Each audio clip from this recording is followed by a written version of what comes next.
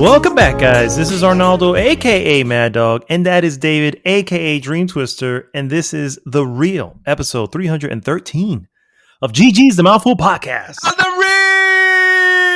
No, wait. Whoa. GG! There you go. I was saying. Sorry. It happens from time to time. I don't know. I don't know how to game anymore. Yeah, I don't know. I can't game. You're gonna ask me. Problem with a middle-aged man, but I hear you. Go ahead. Yes, I have lost my will to game. Thank you, Elden Ring, for ruining gaming. Now I don't. I just can't do it, man. We're gonna have a section where we're gonna talk about what you'll be playing. You're gonna talk about games you probably like treasure and loved and finish and beat, and it's probably gonna be more than 3 or 4 at least, knowing you. And I'm just gonna have nothing. I'm gonna be grasping that straws. But at least you got something to talk about as far as what you've been watching. This is probably the only reason you watched it, right? You haven't even I have no desire to play. I might as well watch something. Believe me, you don't want to know what I watch. You're not gonna care. Aside from Stranger Things, which I'm happy to say that I got caught up, but that will we'll get there. Sure, we'll get there for sure. Guys, how are you doing, sir? I'm all right, sir. I'm all right. I had today off. Nice. Even though I still technically jumped onto my computer to do something real quick. So you don't know how to take days. I don't know how to game. You don't know how to take days. Honestly, what happened was this. I set something up to be done the next day, and I was going to delegate this to someone. And unfortunately, I got held up. Yesterday was not a good day, bro. It was not a good day. We had a plan to have tacos. We're going to order from this little restaurant called Mirasa, who has some really snapping tacos for the record. I mean, and this is like a traditional place, and so we ordered through Grubhub, and it was like, all right, set it up to be here at 8:30. I figure I should be out by that point, even though I'm supposed to be off by 8. And nope, 8:30 came. Not even. I got a couple of serious situations I needed to deal with. I never got a chance to delegate what I needed to delegate. By the time I got off, people were gone. So I was like, okay, who am I going to hand this to? No one. I'm going to have to just come in and do it. So, I didn't get my freaking Mirasa because they canceled my order. What? Yeah. That's some BS. They knew that you were working. They knew that you were working until late. They were like, no, fuck it. You're not going to just like speed it, this thing. If you're going to have our tacos, you're going to enjoy them. So we're going to go ahead and cancel it. Try again when you really have a day off. Very, very disheartening. Very disheartening. And then at that point, I'm just frustrated. I yelled from here. I was like to my wife, honey, they fucking canceled the order. Through my phone and because I was still working, you know what I mean? And I was just like, dude, it was just I left. I walked out of the house. I went to the car. I was like, let me go find something right now. Because now, for whatever reason, a lot of these Grubhub, whatever, they only go to about 8, 9 o'clock, even though the restaurants themselves may be open later. You know what I mean? And it's like, curfew. Yeah, I guess they do. And so at that point, I'm left with, I can't order anything. I have to actually go get it now. You know what I mean? And I was wandering, bro. Just like, I don't know what to get. I'm frustrated. Just like, dude, it was a day I don't want to ever go through again. And the sad part is, at the end, I ended up having some fucking Doritos Locos Tacos from Taco Bell. Yeah. My God. Damn. Is even more sad in the end. Yeah. Oh, the day was miserable already, so why not just end it miserably? Exactly. We'll keep the theme going, Self-inflicted diarrhea. Let's go. Yeah. Exactly. It was a shitty meal and shitty day at work. Shitty day. Yeah. Oh man, well, So, that. Now I understand what you said. Well, today, fuck it, I'm not showing up. And you know what? I would have ordered 3 orders of tacos now. I should have. So Oh, obviously, if you guys don't know, I mean, it is the 6th. So yesterday was Cinco de Mayo. So I was like, hey, yes. we'll keep it as a theme, whatever. And so that's why when I started searching for other food, I was gonna go to this little Mexican place right here, and that shit was super fucking packed. And that way, I Of was like, I just need to order to go. Oh, it's over there. I go to the over there, and there's like people sitting waiting for their food, and a line of people waiting to mm, order food. I'm just like, never mind, never mind. no. You know what I mean? I'm not waiting here. I'm already pissed off. I gotta sit and wait. No, no, no. Oh man, that sounds awful. That sounds Yeah. awful. So I'm so this, sorry, yeah, bro. this last Cinco de Mayo was shitty. But Yes. today's a new day, and we're podcasting. And if there's one thing I enjoy, Right. or I should say, yeah, the one thing I enjoy most is podcasting with you. And so, yeah. So forget Oh. about yesterday. Forget about the stupid fucking tacos. And today I made myself some beautiful duck breast, which was Ooh. super succulent and just oh so good. Ooh. So makes up for it, right? So succulent. So succulent. So good. Chef So kiss. yes, exactly, Mwah. exactly. Well, guys, thanks so much for tuning in. If this is your first time listening, please first go to goodgame.rocks. Join the conversation there. That, of course, takes you right to our Facebook group. And, of course, please like, subscribe, and share the podcast with everyone.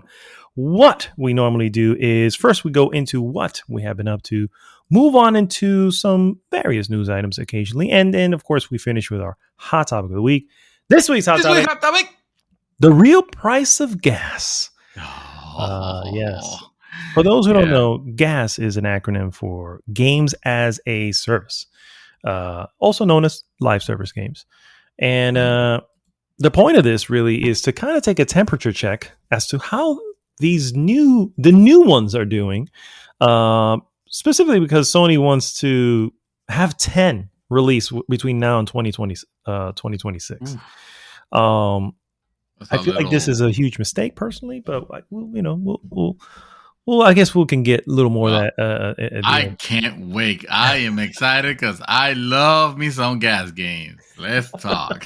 I'm sure you do. Although we're gonna peruse some of the more successful ones, and kind of really see what differentiates them from the newbies that have been released, and maybe even see what does Sony needs to do if they're going to do this.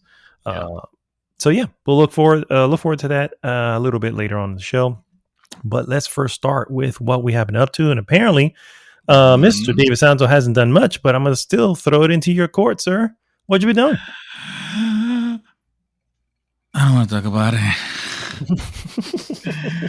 But if I must, then I guess I must. As I said, I'm still in that period of gaming paralysis where I don't know what I want to play next. I'm not excited about anything that I own or on in the horizon. Hi, babe. That's a cute picture. That's a very cute picture. I have dabbled into try to get into my backlog to see what stirs some interest because I'm desperate, bro. The thing is, dude, Trek to Yomi is on Game Pass. And I haven't even downloaded it. Like, I don't care. Like, I honestly, and that game looks good, you know. And you and I wanted to play that, and I'm like, just no, I don't care.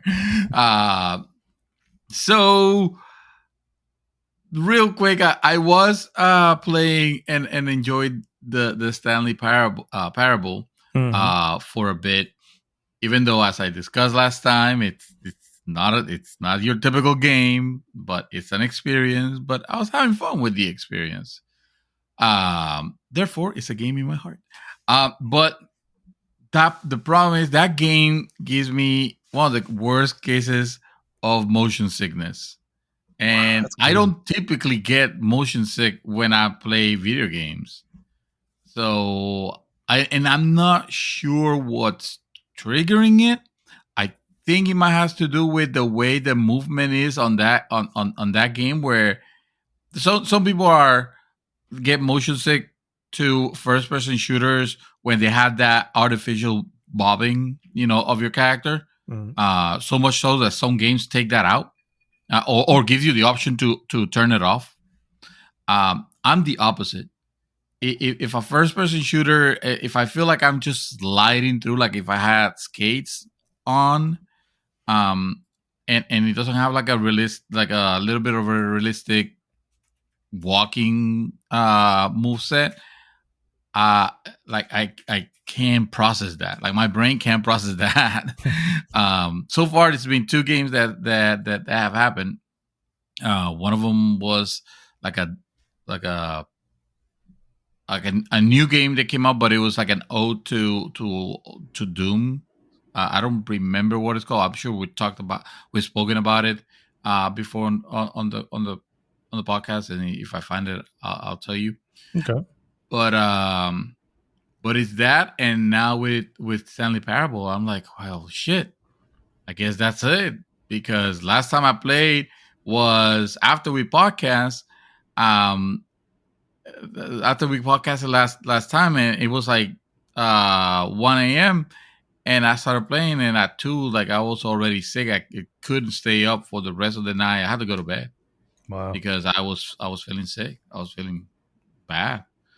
So I guess that's that. I don't get to enjoy the Stanley Parable. Wow. I have to figure out what to do in order to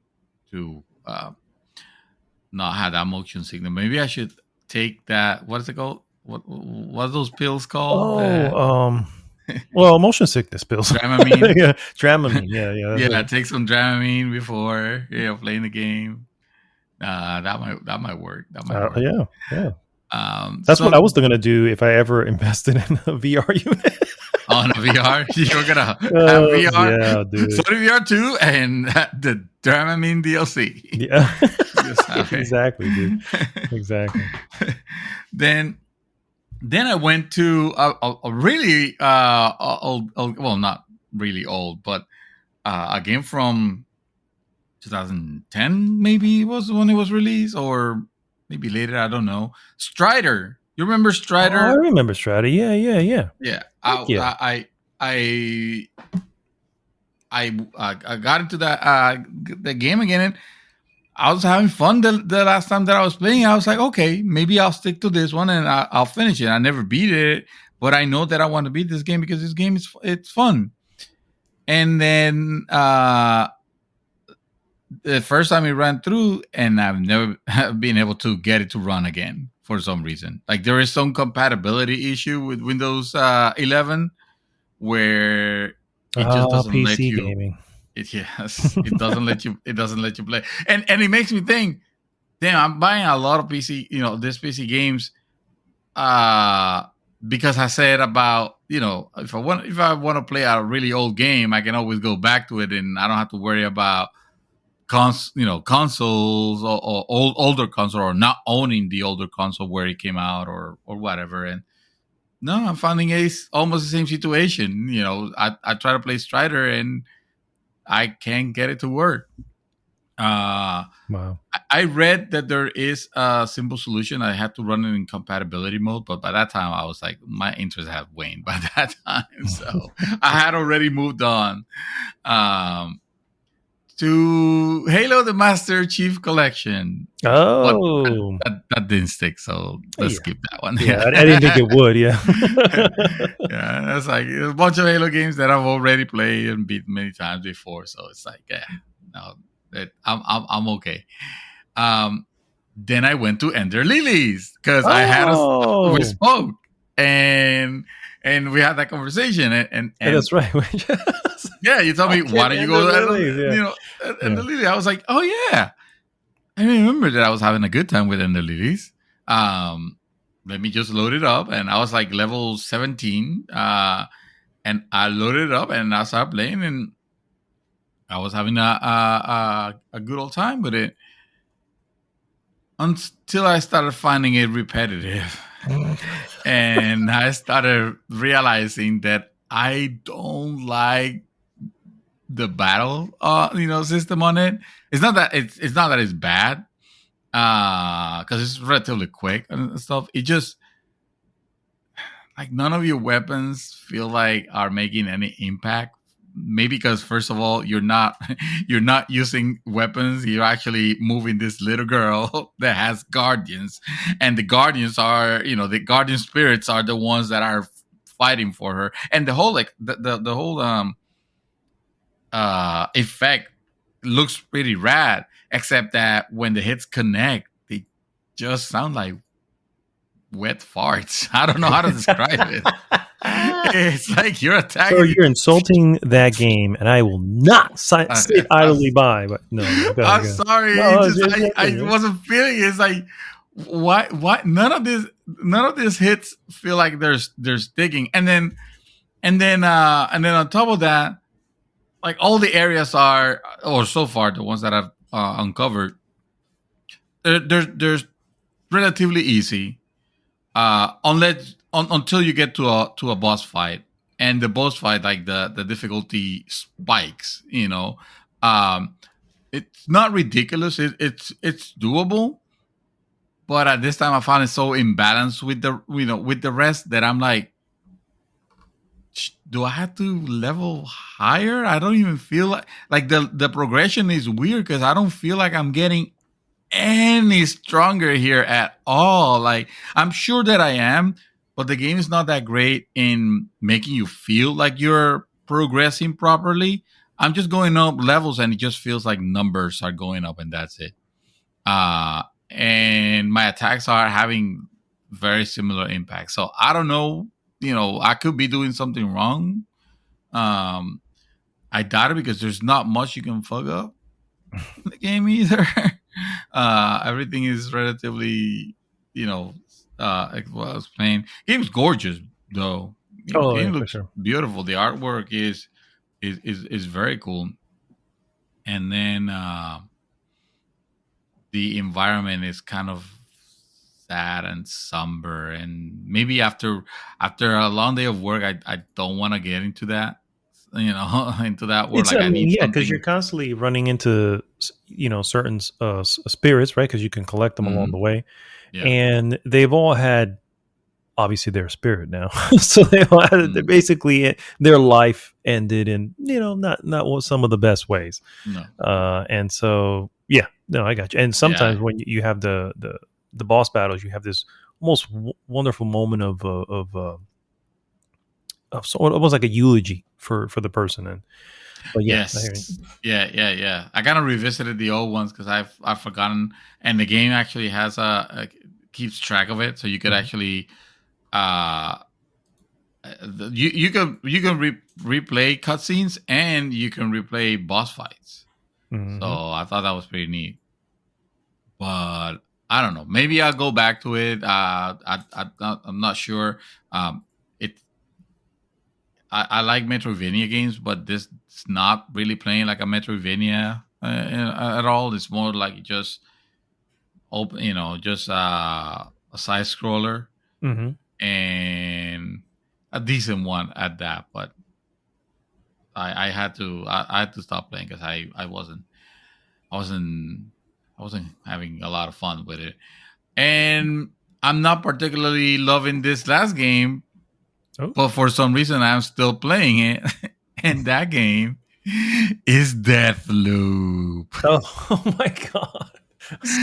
Yes. I have no idea why you're going back to that. I know. I don't understand. I personally can't understand why I'm going back to the game either, because I don't like the combat on that. I don't like the shooting. It always feels like my character. Like, I have all these weapons and residuum that I can keep, the strong weapons that I have, and and my character feels weak. It feels like the moment it says, "Oh, Juliana's on the hunt," I just have to camp somewhere and wait for her to see if she appears for like minutes and minutes on end. That's probably why it's taking me forever to finish it. Also, uh, and then because otherwise, like if a few enemies just they catch me, uh, I gotta be extremely careful, or else I will die quickly. I haven't died yet, thankfully, but it's because I'm playing it very carefully. Although right now I'm more focusing instead of doing a lot of exploration, I'm more focusing in just like booking it to okay, what's my objective here? All right, let me go complete the objective and then go back, and I want to minimize the exploration because I feel like I've almost have everything that I want maxed out. I don't have everything, but everything that I want is already maxed out. Yeah, that was the same problem I had. I got the silence, the automatic silence one. The silence and that I use all the time. And then there was this other one that was like a single shot, like heavy hitting gun. I had that one. I had like the whatever the epic or legendary version of that shit is, or however they I forgot how they do it in there, but there's levels. They have the epic, and then they have like the legendary orange weapon. That's the orange weapons. Yeah. I had a few of the orange weapons, and I was just like, man, this is all I need. And I was collecting the that other resource so much. I was just like, I don't even need this shit anymore. Yeah, it becomes useless. Yeah. Yeah, because you lose it if you don't use it, you lose it. So I start taking everything. I make sure that I spend it, but I'm spending in stuff that I don't need because I'm never gonna use the power up that lets me I don't know that I was gonna say the one that lets me have better accuracy when I shoot from the hip. But I found myself using that one, for a little bit. Mm-hmm. But then I upgraded. I exchanged it by something else that was better. And right now, I just want my call to not feel like a wet, paper because, like I want, like there's, like I'm tired of going stealthily. Like I just want to go guns blazing because by this time I already just want the game to end. I realize I'm not gonna get any exciting payoff out of this. I just need to know what the mystery is because I think that's my motivation more than the game being fun or anything like that. Yeah. It's just I just want to know. I just want to know what the whole thing is with the loop, what the whole thing is with Juliana, and why she hates me so much. And compare them with the ideas that I already have in my head. You just to see. And it's not that the game is crap, or anything like that. But this game is certainly 100% not a 10 out of 10 or a 5 out of 5 or all those perfect scores anywhere near it. Yeah. Nowhere near that. And it presented to me. It presented like this thing where, oh man, you can do things anyway. The point is to figure out the best path to eliminate all these people. Well, the thing you're filling it out as in the objectives. All you got to do is just keep clearing those objectives. Eventually, everything's just going to line up, and then you're going to know how to do it, and then that's it. It's much more shallow than it originally felt like they were selling. Yeah, like it gives you the idea, or it gives you the intent, the impression that you are being this detective, putting the clues together and choosing the best path. And I was playing it like that. Honestly, like I asked you, what is it that I need to be doing in order to progress? Because I feel like a lot of times I'm just going in circles. And the fact is that it's not that I'm going on a loop. It's not that I'm going on a circle. It is that the game have a lot of circles for you to clear, but eventually it's more like a spiral, whether you consider going up or going down. But it's almost like it's just going to feel like you are looping a lot. But in reality, it doesn't like it doesn't matter what you choose to do unless you have an objective in one area and you choose to go to an area where you have no objectives, in which case you kind of wasted your time. But as long as there is an objective, you just go and do it. Like it doesn't matter. I triggered a cutscene yesterday, last night, and that's what gave me the idea of, oh, okay, I see. And all I did on the mission was open a freaking safe. Like, I opened a safe, and suddenly, like, a bunch of things got updated. I have no idea what is it that is getting updated. It's just like the game keeping track for itself. Yeah. But I have no idea. It's the clues are putting the clues together for you, but it's not explaining how those clues are connected. Like, it's not letting you figure it out. It's just okay, you've unlocked the next. Just automatically, it's just setting. And I tell you, only by opening that safe, like almost like 11 things got resolved or triggered, like the next step on what I need to do. So on one part, I'm like excited to go back to, because now it looks like, okay, I might actually face something new, which for the longest time I wasn't having that feeling. For the longest time, I felt like I was just going around in circles, not doing anything, and I'm like, oh, okay, well, the perfect name for the game, Deathloop, because that's how you feel like you're looping around, not knowing what to do. But evidently, Colt, your character, knows what he's doing because he's having the conversations, and like Julian is trying to tell me something, I guess, and he just like fucking like shushes her or ignores her or is mean, and I get it. She's trying to kill him, but at the same time, she's trying to communicate something. Like, let her speak. Don't be an asshole just for the sake of being an asshole. Like, let her speak. Of course, you can't trust her, I guess. So that maybe that's his MO, the fact that you can't trust her, so he'd rather not, listen to her. But yeah, that game is not great. But I just want to play something, because after Elden Ring, and the same thing. Remember, the same thing happened after Final Fantasy VII Remake. And what did I do? I played Final Fantasy VII Remake again. But I can't play it a third time. I mean, I guess you could, but, yeah.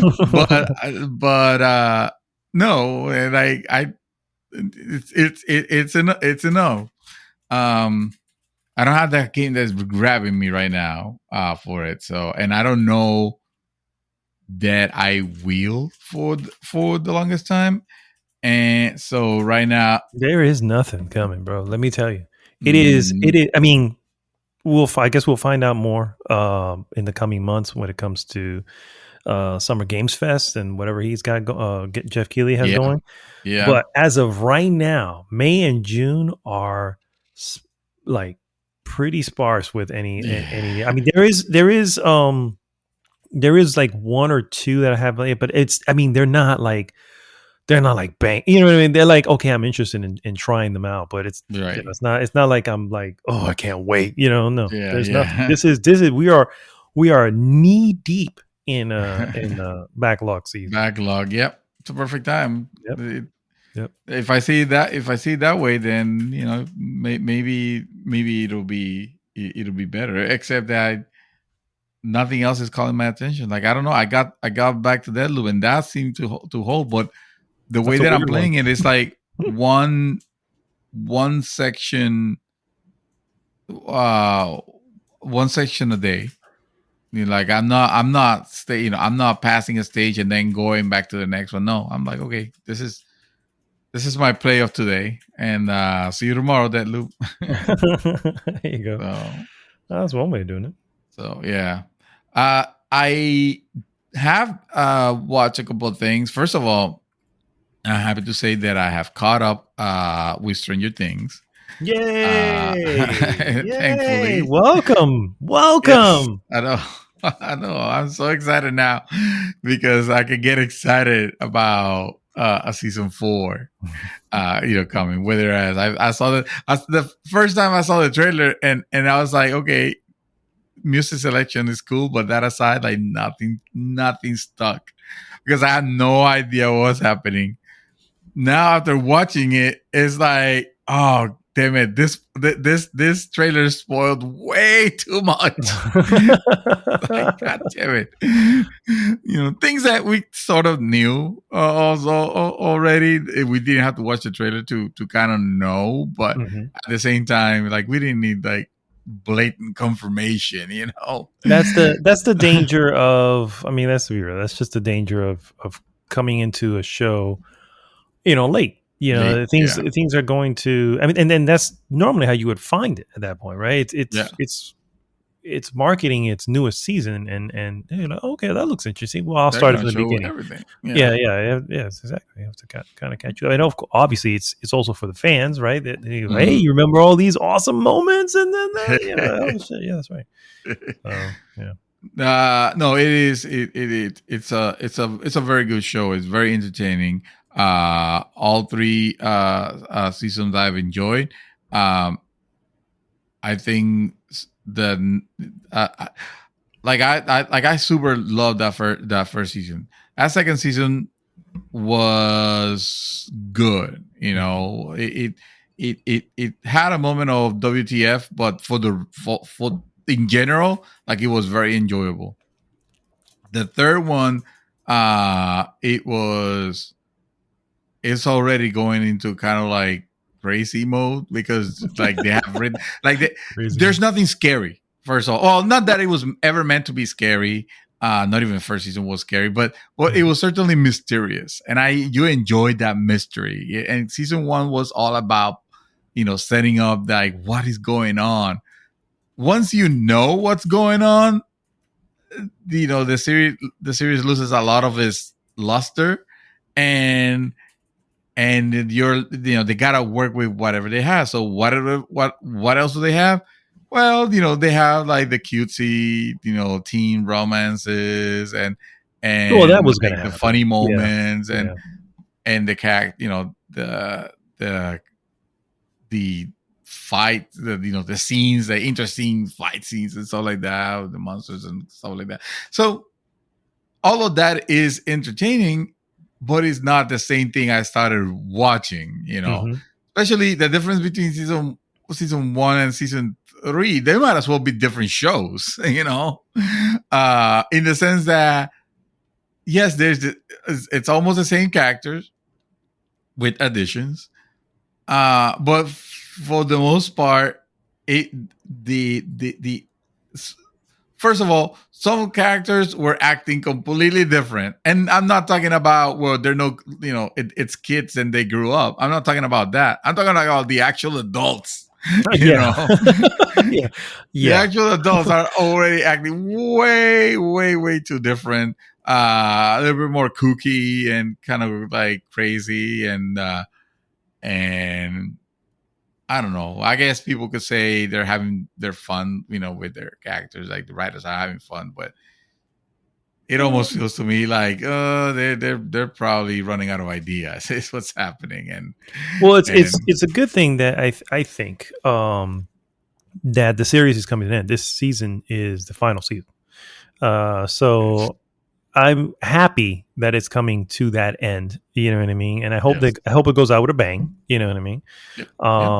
But yeah, that it is what happens with series that that go on. You know what I mean? It's like you have to have the carrot at the the carrot at the end of the stick. And that first season, I mean, that was just masterful. That first season was excellent. You know what I mean? And then, by the time you get to season 3, it's still holding on to a lot of the 80s, right? Season 3 was the whole big thing about the mall, which was huge, right? I mean, 80s was huge about the malls, you know what I mean? And malls are like a thing of the past at this point because people don't even fucking go to malls that often anymore. And so they're struggling, like the Oviedo Mall right over here. I'm like, I'm surprised it's still open. And I was like, nobody goes there. They have big ones that have closed. Yeah, Yeah. totally. So, but it's cool because they're doing a callback to that. Because that was also part of the a big thing in the '80s and stuff like that. So yeah, the product placement is kind of blatant. Also, it's like, dude, new Coke. Ooh, man, come. Oh, do you have to hold the can so awkwardly just to make sure you don't cover? Yeah. You gotta show the thing. Yeah, you gotta show. Even though that isn't even a brand. I mean, Coke is a brand, but that particular thing is, is unless that's Coke, unless that's Coca-Cola going, hey, throw it out there. We'll see if that gains interest. Maybe we'll bring it back. No, I think it's more like, oh, let's have people's mind share. Talking about remember Coca-Cola had that awful product. I know, because it was pretty bad. But they're talking about it. Exactly, yeah, and they're gonna probably go buy Coke, maybe. We'll see. Yeah, exactly. Yeah. Now I want Coke. Exactly. Now I want Coke. No, seriously. Maybe I know. I figured that's what you meant. She's very busy. Anyway, yeah, that was Stranger Things it's good. I'm not ready to rate it. Yeah, let's rate the season. You can rate the seasons individually. Yeah. Season 1, 4.5 out of 5. It was phenomenal. Wow. I really, really enjoyed it. Everything on it. It even has an ending that you're like, you know what, this series could have just ended there, and it would have been fantastic. It would have been fantastic. It would have been like, I did not need a season 2 or a season 3 of it. Like you could just watch that and have that be your Stranger Things experience, Yeah. And then if you want to keep the brand, then make it about something entirely different that has to do with the 80s, but make it about something else, so completely different characters, and I don't know, make it, some of those series that latch onto a particular storyline, and they just ended it on that season, and that was it. The next season is some other people and some other environment, and that, I'll be okay with that. But anyway, season 2 was a 4. I did enjoy it a lot. Yeah, even though I can't say the reasons, because even though the series is relatively past its years, it's still very worth watching for those of you that haven't watched it, and I don't want to spoil it for people that haven't watched it, but I enjoyed it quite a bit. Season 3,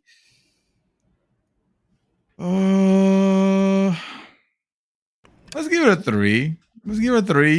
Out of 5. Only because it the last episode was good. The previous ones were not so much. But ended high. But it ended high, exactly.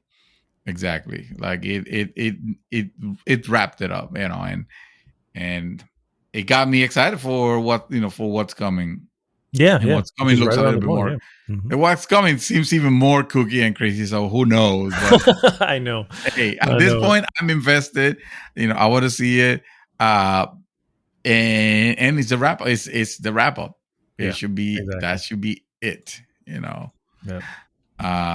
Speaking of it. Oh no, I did not watch it. Yeah. Never mind. No, but you should watch it because it is an awesome movie. No, I watch something scarier than it. Whoa. Okay. Something more. It Follows. Oh no, wait. No, go ahead. No, not even It Follows. This is more sinister, actually. I might even venture to say darker, even. That movie. Oh, it's a movie. Okay. Yeah, it's actually a movie. I watch. Oh, yeah, because I tried to watch Dark, and it looked interesting and all, but I wasn't in the mindset to watch it. So Dark? Maybe I'll give it a show. Dark? The show Dark, yes. Oh, okay. That's Have you watched it? Show. Hell yeah, I watched all 3 seasons. You watched all 3 seasons. How did you like it? Dude, that is dark. That is Stranger Things with that is first off a German Stranger Things because right. You can switch it to English and it works really well, for the record. Yeah, it was working. It was working all right, but I could tell that this is foreign, isn't it? Yeah. But it links up because obviously German language is kind of similar to us, so it links up. The lip syncing still kind of matches. It works. Yeah. No, that show right there is probably one of the.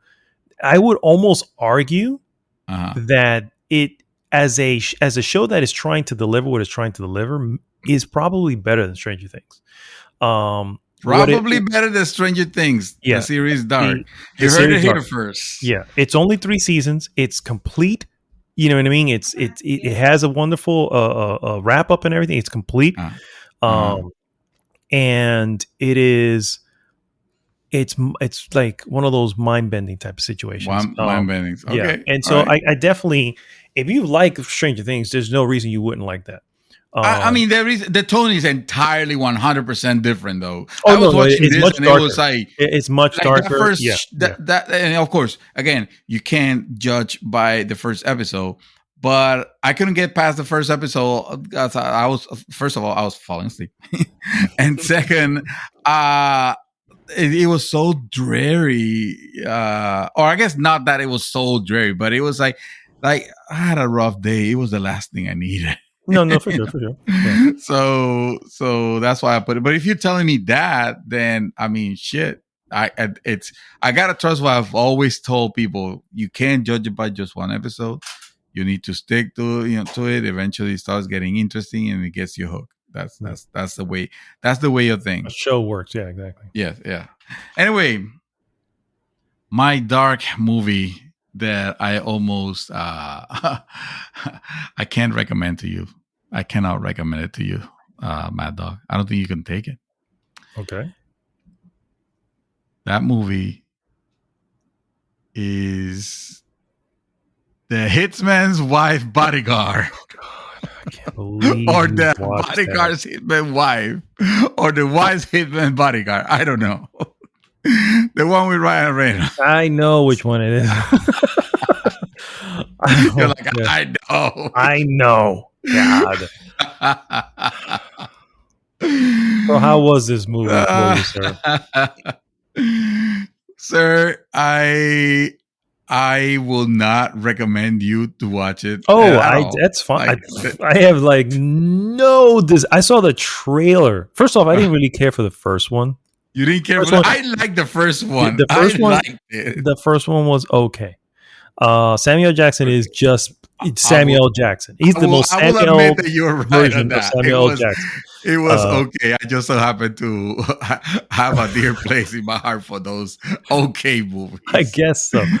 But I like the action, though. It had good action.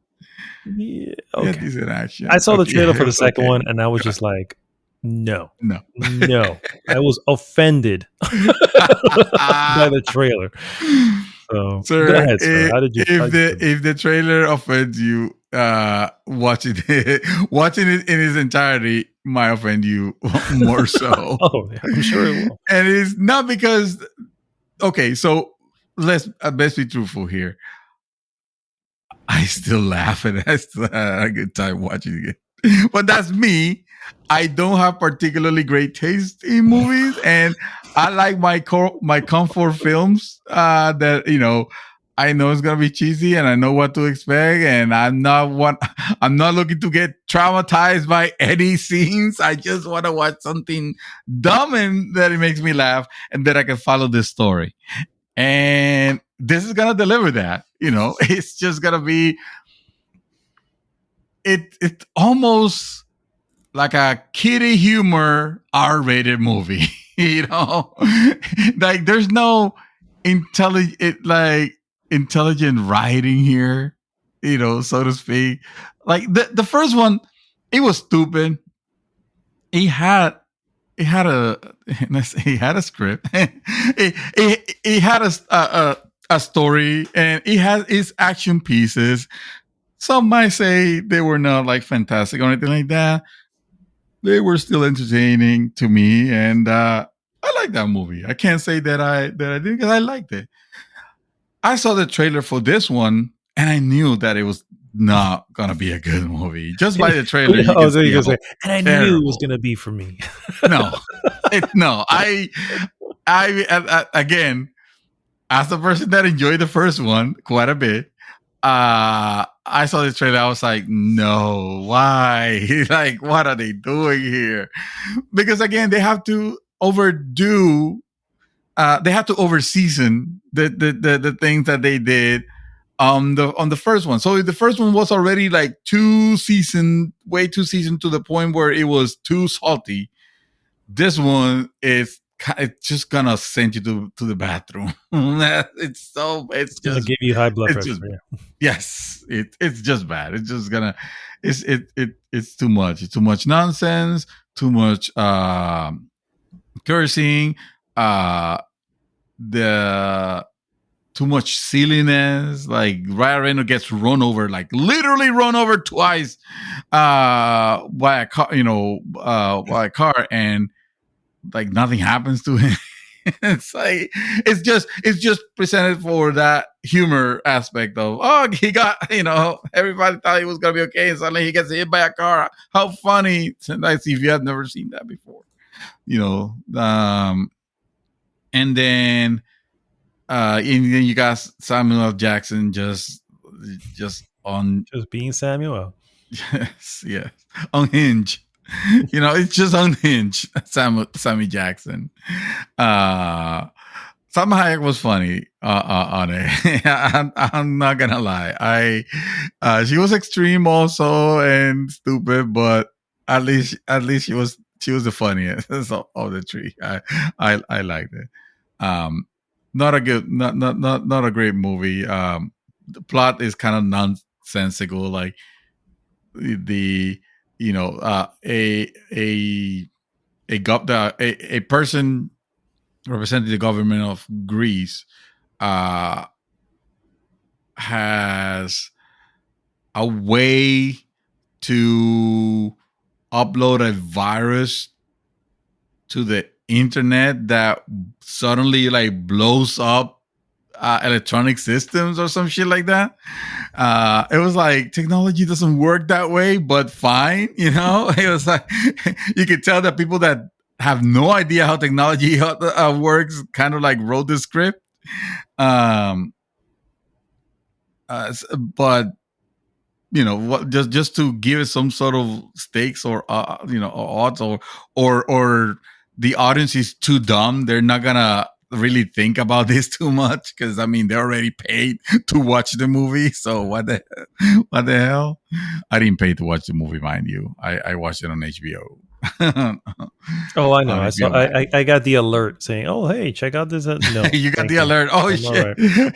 David is watching the Hitman's body. No. HBO alert. HBO saying, "Hey, this is now available." It's like, that's good. It's good for you. It's dumb. It's for some reason it's a 2.0 movie that I enjoy. So you recognize it's a 2.0, but what would you like? What do you give it? Right? You recognize that it's a 2.0. Like, it's a 2.0, but I can't give it anything higher. Honestly, okay. It's just it's like, an enjoyable. My heart of hearts knows that this is a guilty pleasure, and that's what it is. You know what it is.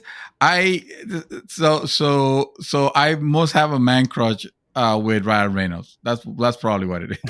It could be, because he has a lot of these films, and you like a lot of these films. Yes, exactly. They're not particularly great films at all.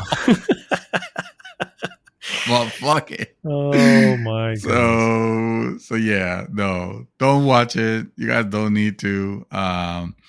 Unless you really super fucking like the first, the first one, and for some reason are curious on how they fucked it up with this one, then maybe go at it. But no, I still say no. But yeah, that is, I believe. Let me check. Do I have anything else? Nope. I am bingo on things that I've done. So back to you. Well done, sir. Though well done. You watched. Thank you. You wasted 2 hours of your life I on a had film, something to and talk about. Yes. just to have something to talk about. And I'm proud of you, sir. I'm proud of you. So someone had to take the bullet. I guess so. I've only watched one thing, and I'm just gonna get But it I've out of played the way. 17. But I've touched a lot of games this week, mostly because I'm done with my other game, and it was trying to find something that I can play for a little bit, and because I was waiting for the end of the week. For I didn't want to start anything because I wasn't going to be able to finish it, so that's really why. But anyway, as far as what I've been watching, my wife and I started season 4 of Ozark, which is another Netflix series. Sorry. Yes, you were watching that. Yeah, this is the final season as well, and we are almost. I think we're like 3 episodes away from the end, and it is ratcheting up. This is a really good series. I will say that I feel like this last season is going faster than normal. You know what I mean? Does it kind of need to because he needs to wrap up? Yeah. Maybe, Netflix is like, yeah, we're not going to, so whatever you had to do, you're going to have to edit it quickly. I don't know. I don't know if that's the case. It's weird how seasons 1 through 3, things were paced a certain way where it was, I won't say it's a slow show because it's not a slow show, but things took time. Right. And it's like, hey, we need to do this. We need to make sure this happened, this happened, this happened. Okay, fine. We'll set it up. And then it could take a few episodes for it to get all because, it takes time, right? It just makes sense. And in this last season, I mean, there has been so much already. First off, it was broken up into 2 parts for whatever reason. So season 4, part 1 and part 2, which are 7 episodes each, but it's just season fucking 4. I don't know why they fucking did that, but,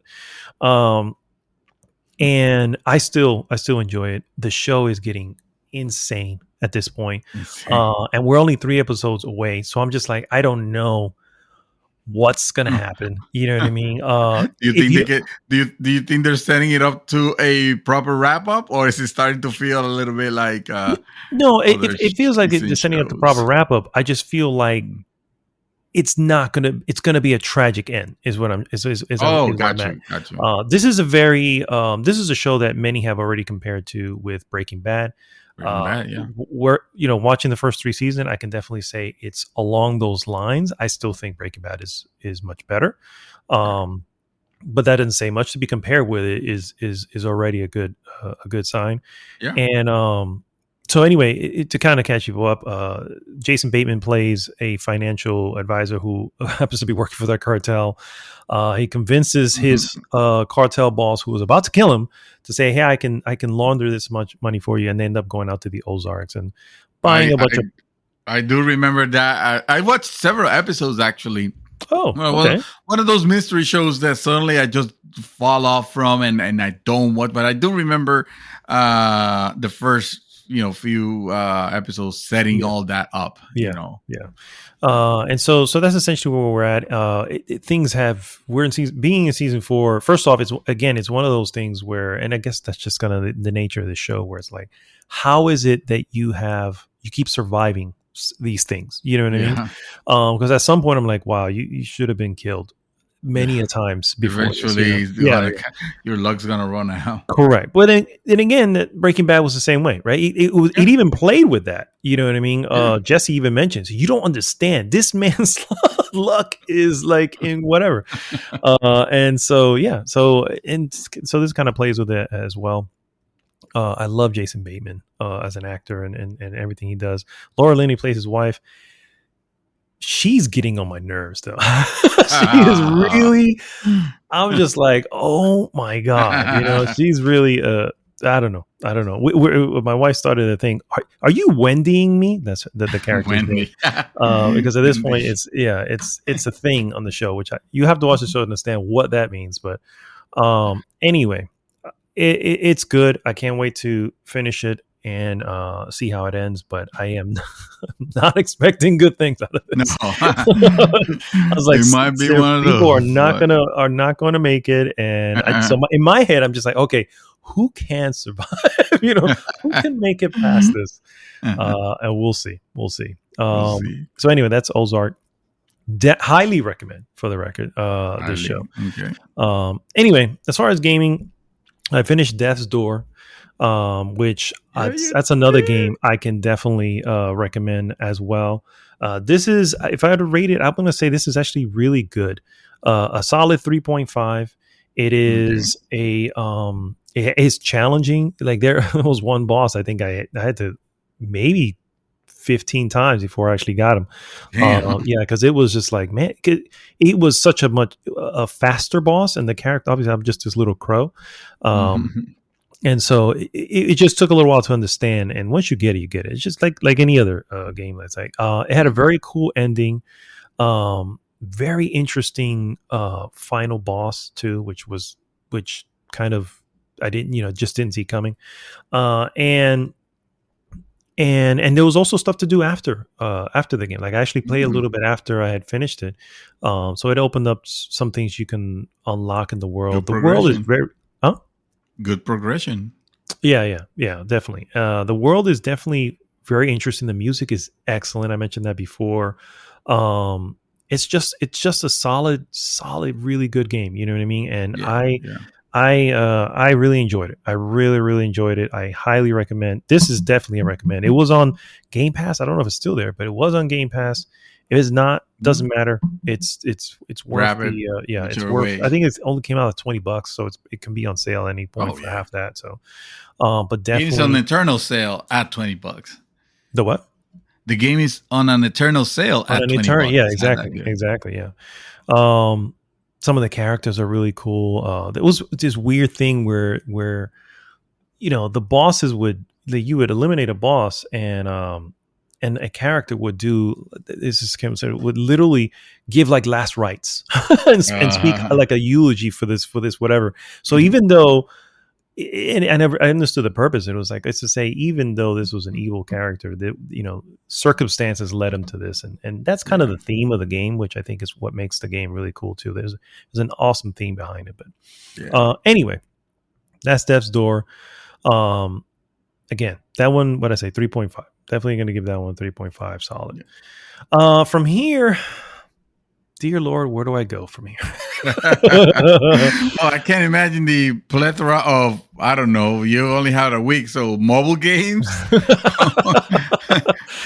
Well, I'm going to tell you the game that I jumped onto immediately after, with not entirely sure if I was going, like if it would have grabbed me, then I would have pocketed the game that I was waiting for and say, all right, I will stop at this one grabs me, but I wasn't sure. And that is Days Gone. Days Gone. Holy shit. You started playing Days Gone. I started playing, and you were expecting it to somehow finish it in a week? What the fuck? No. So that's what I'm saying. What I'm trying to say is, had it grabbed me, because curiosity has made it that I was like, okay, I know it had some technical issues when it came out, so that has to have been already addressed, I'm sure. So I'm like, okay, what? And of course, I've heard some people speak extremely highly of it. Adam spoke highly about it. I listened to a podcast with Colin Moriarty, and he's always spoke highly about it, even though the ones around him in the show did not. So it was like, okay, so it was just him. So I was like, all right, fuck it. It came with the PlayStation 5 collection, right? The classic collection, whatever. So I was like, I already have it, so I might as well give it a shot. I probably played a good 6 to 8 hours. That's a solid. I mean, there are games that you can beat in that amount of time. So that's a solid take. Yeah. Graphically, it looks really good. I mean, this falls in line with your Sony, first party quality looking games. I know it didn't come out that way, but, I know there was some technical issues when it came out. But clearly those things have been addressed. But my God, sir, this game is boring. It's just absolutely boring. It's like, what? It is your classic open world. Go here, do this job, go back. Oh, by the way, at the very beginning of the game, you have motorcycle, right? The motorcycle is a big thing back there. You don't have the motorcycle at the beginning, so you're trekking through the forest, on foot. Yeah. Oh shit! And you're consistently running into bandits, freakers, and you can either sneak around them or whatever the case may be. It's basically I'm not sure what it was trying to do, but to me, it feels like it was trying to bring a survival game, like the Walking Dead survival game. If you watch the show Walking Dead, there were many times where they had to go from one place to another because they're constantly moving around, and in between, you can run into groups of, bad folk or even zombies, and so here that's kind of what they were trying to do. The way the map itself was odd. Obviously it has a fog of war, which is typical of every open world.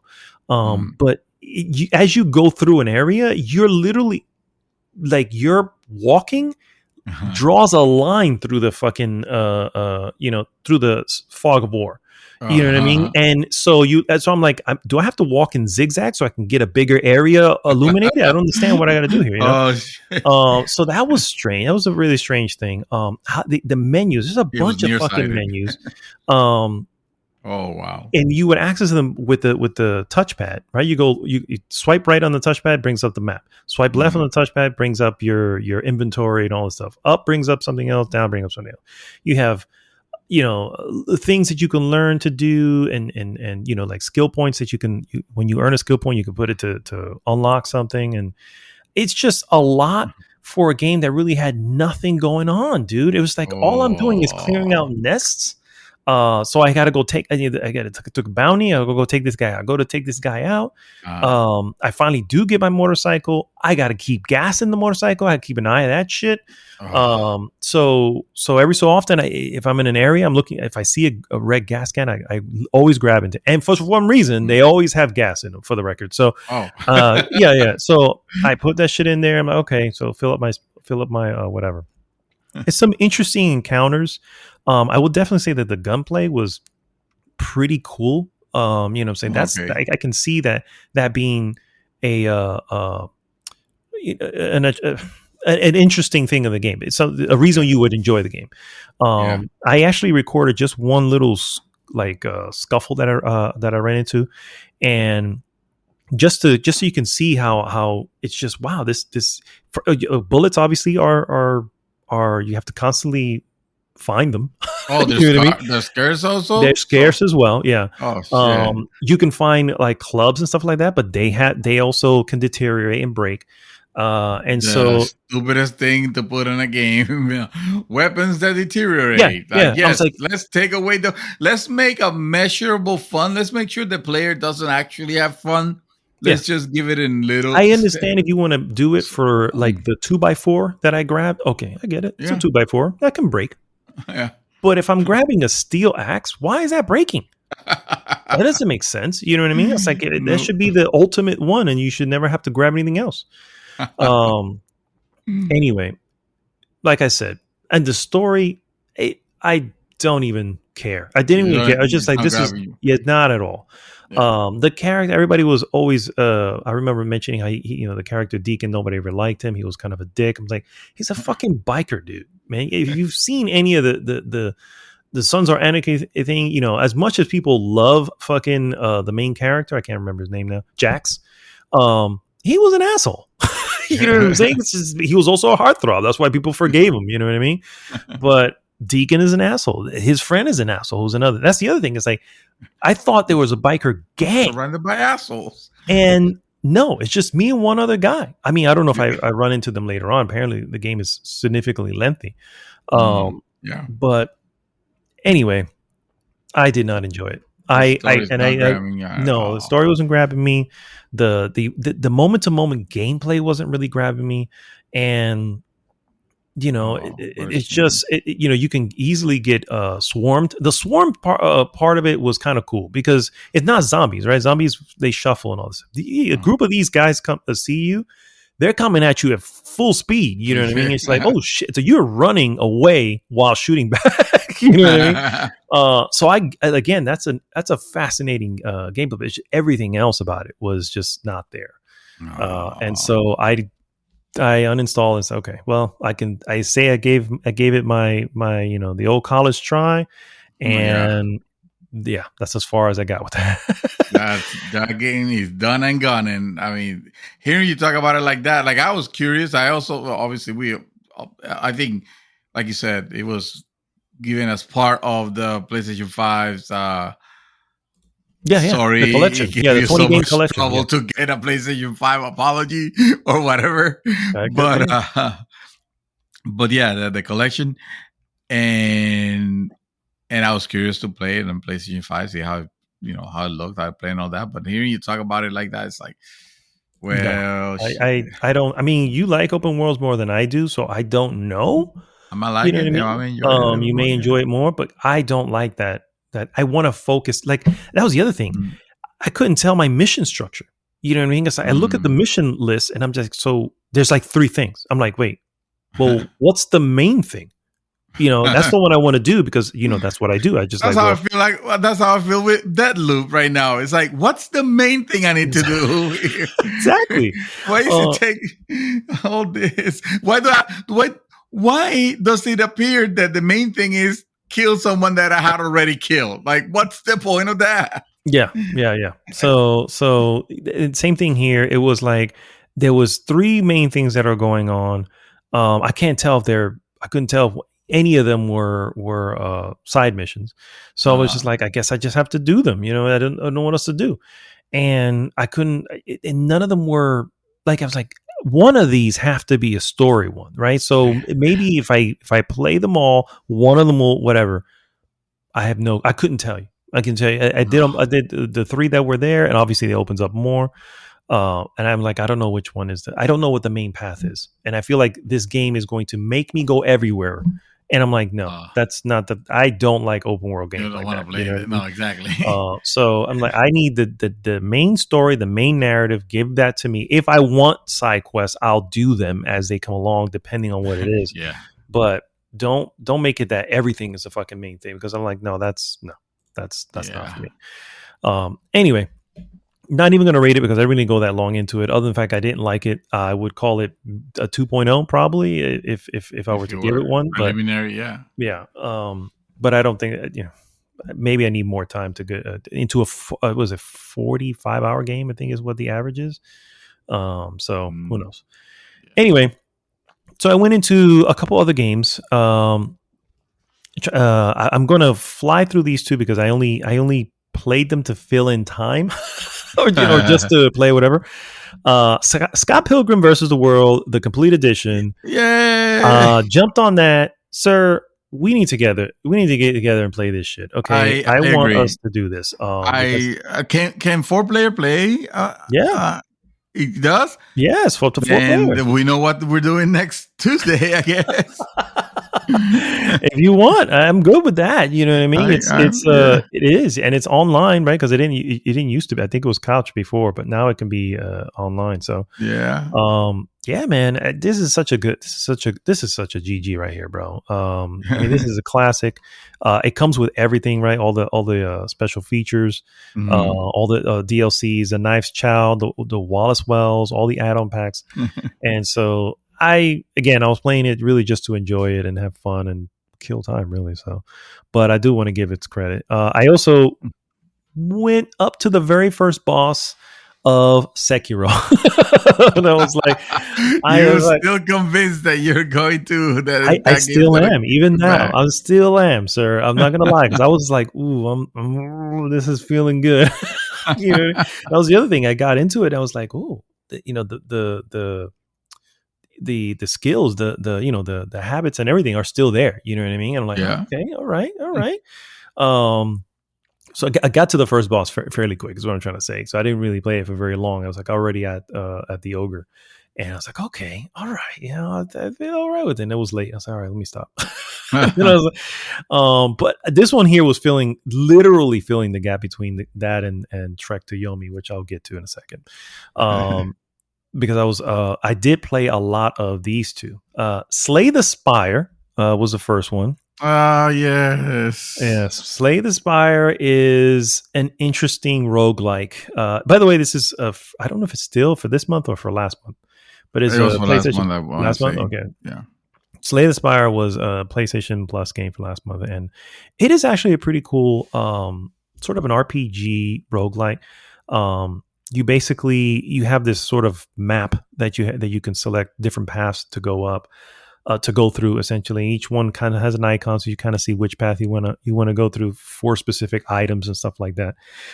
But it's the way you do it's turn based, but you do it with cards, right? So you have a deck of cards, get your first hand of 5 cards, and then you try to I think you can do up to 3 at a time, like 3 moves or 3 points, I should say. 3 energy points. So if a card has 2, then that's going to use 2 of them. But most of the cards have 1, whatever, depending on what it is. Each one will do a move or do a defense or do some sort of buff or debuff to the other person, and then that's it, right? You battle and then you move on to the next room, which could either be a treasure chest or it could be something else that a new card that you can get and all that goes into your deck.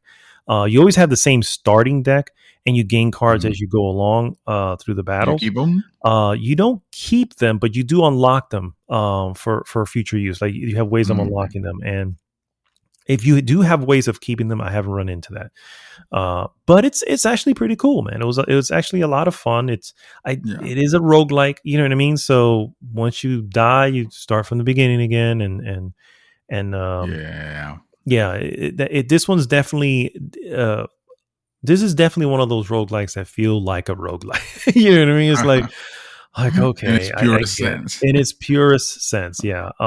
Again, the things that you unlock. You also do unlock characters you can start with. I think I started off with a knight, and I unlocked like this mage, you can say. So those are other ones you can sort of use to move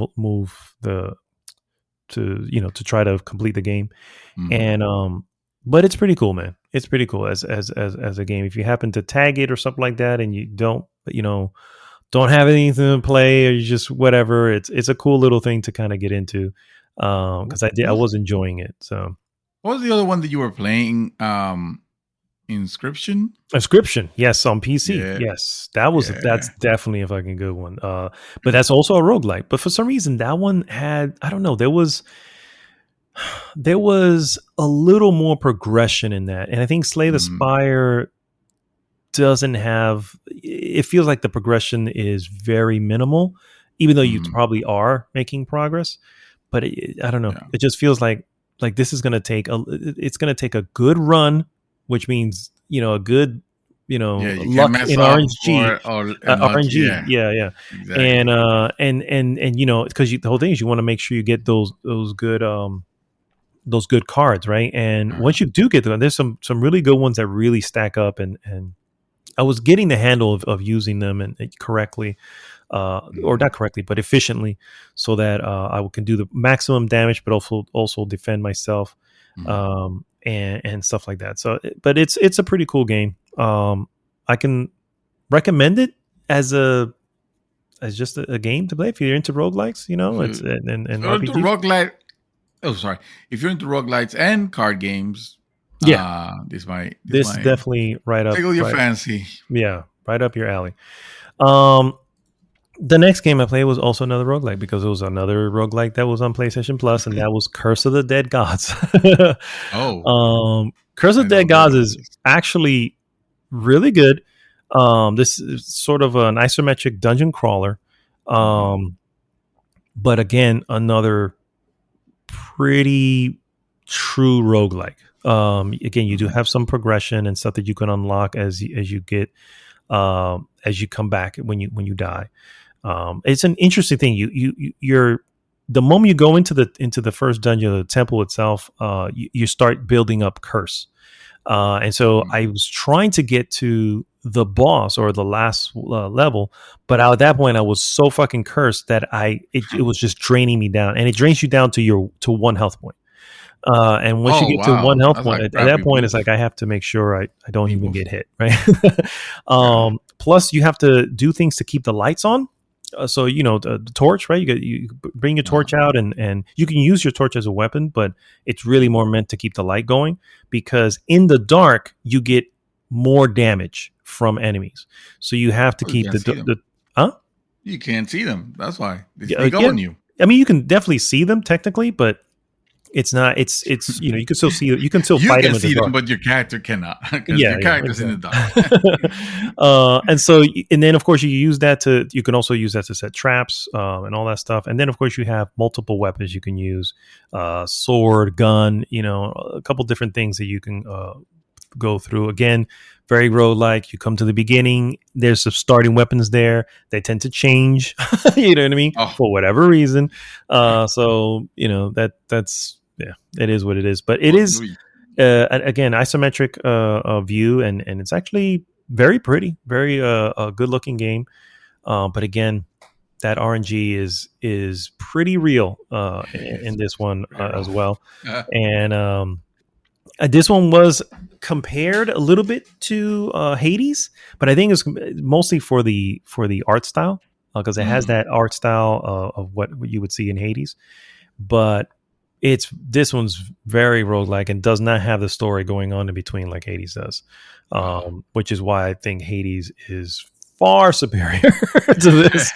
Although this has received again. Maybe I should play Hades. You should play Hades. I don't know why you haven't played Hades. You would, yeah. You should play Hades. It was just I fell off from it. Yeah.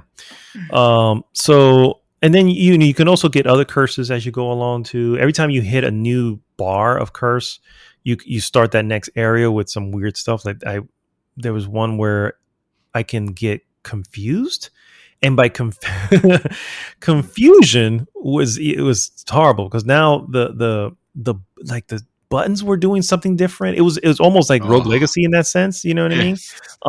Another one was Disillusion. So if I get hit, suddenly everything goes black and white. And I was like, oh, fuck.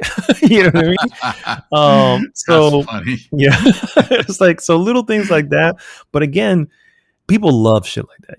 Me personally, I was like, man, if you could just make this a regular dungeon crawler, I would be very happy. You know what I mean? Yeah, and so, but yeah, other than that, I think it's a pretty decent game as well, and I can recommend. I haven't played a lot of it, so I'm not going to score it or anything like that, but I definitely, again, if you tagged it on PlayStation Plus, you probably already have it, and it's worth a try at some point. So, finally, I played Trek to Yomi. The main event. The main event, sir. Game got released yesterday, I want to say. Yes, and it was supposed to release. Yeah, I'm sorry, it did release yesterday, and it's funny because it had like Wednesday night. I was looking at the clock, and it was set to release for me to be able to play at 8 a.m. Thursday, which is weird because it's always done midnight. But I was like, okay, screw you then, bro, and I went to sleep. But anyway, so Trek to Yomi. First off, this game visually is masterful. It is a black and white side-scrolling samurai adventure, and side-scrolling is not always side-scrolling, by the way. It does this wonderful thing that plays with the camera angles and how you can walk through certain areas, very similar to Silent Hill and the Resident Evil from back in the day, where sometimes the camera could be completely stilted, sometimes it could be following you, sometimes and sometimes the camera's behind something and you just walk into the room, but it's like at a different angle. Absolutely gorgeous, bro. Absolutely gorgeous game. And the fact that it's in black and white and it looks amazing is even more is even more shocking. I absolutely, this is Kurosawa mode on. Oh, dude, yes. There's no turning it off either. So, but it's okay because that's the intent, and right. I see what they're trying. This is easily an homage to Kurosawa films and everything of its time. Aside from the visuals, the gameplay itself is okay. What I thought I saw when I saw the very last gameplay trailer is what I've come to see is true, and it's a little. The character moves a little floaty in the sense that it doesn't feel like he's standing on two Grounded. ground. Yeah, you know what I mean? Yeah. It's just like, wow, this, some of the moves, I don't know if they have to come out a certain time. It has this weird thing where in certain areas you can kind of walk anywhere you want, but when you get to a fight area or an area that's going to have battle, it puts it into like a side, like a side scroller. Yeah. There's no 3D space. There's no 3D space at that point, and it works pretty well for the most part. But the combat is, so you have your sword. Obviously, you have combos that you unlock, and special moves that you unlock. Some items that you can pick up to throw, bow and arrow, some kunai blades, and all this stuff. So all that's there. Blocking, parrying, rolling. These little things are there. You have a stamina bar, so you can run out of stamina if you're fighting for too long without resting for a moment. But it doesn't come together completely, and I don't think that's its strong point. I know that's definitely not a strong point. I don't know if that's a lack of experience from Flying Wild Hog or Leonard Manchari, whoever the guys are doing it. I don't know if they're the one thing I can compare it to. Visually I compare it to like Limbo. You remember Limbo? Yes. It was always in black and white and stuff like that. Yes. The difference with Limbo, obviously, there was no real combat. It was all puzzle based, right? Right. Here, it's mostly combat. It has started to introduce some puzzles, but these puzzles are not really puzzles. I mean, they're the most simplistic thing. You know what I mean? Yeah. And the combat itself, like I said, it can be challenging at some points as well. But I just discovered something like a move set, and it's the only move set I need. It's at this point it's a combo that I can do that it's it. Once I do it, it's everybody dies. You know what I mean? I mean, you can't spam that then, and because at this point it's like, I mean, I try to use other things, but they don't come out as well, and some of the characters, if you get swarmed up, you can take hits from both sides, stuff like that. Turning around is kind of stupid. You can't just turn, like in combat, if you have your sword out and you're facing to the left, you have to press a button to turn around to you know what I mean? I was like, why would you do that? That's an interesting and not great choice.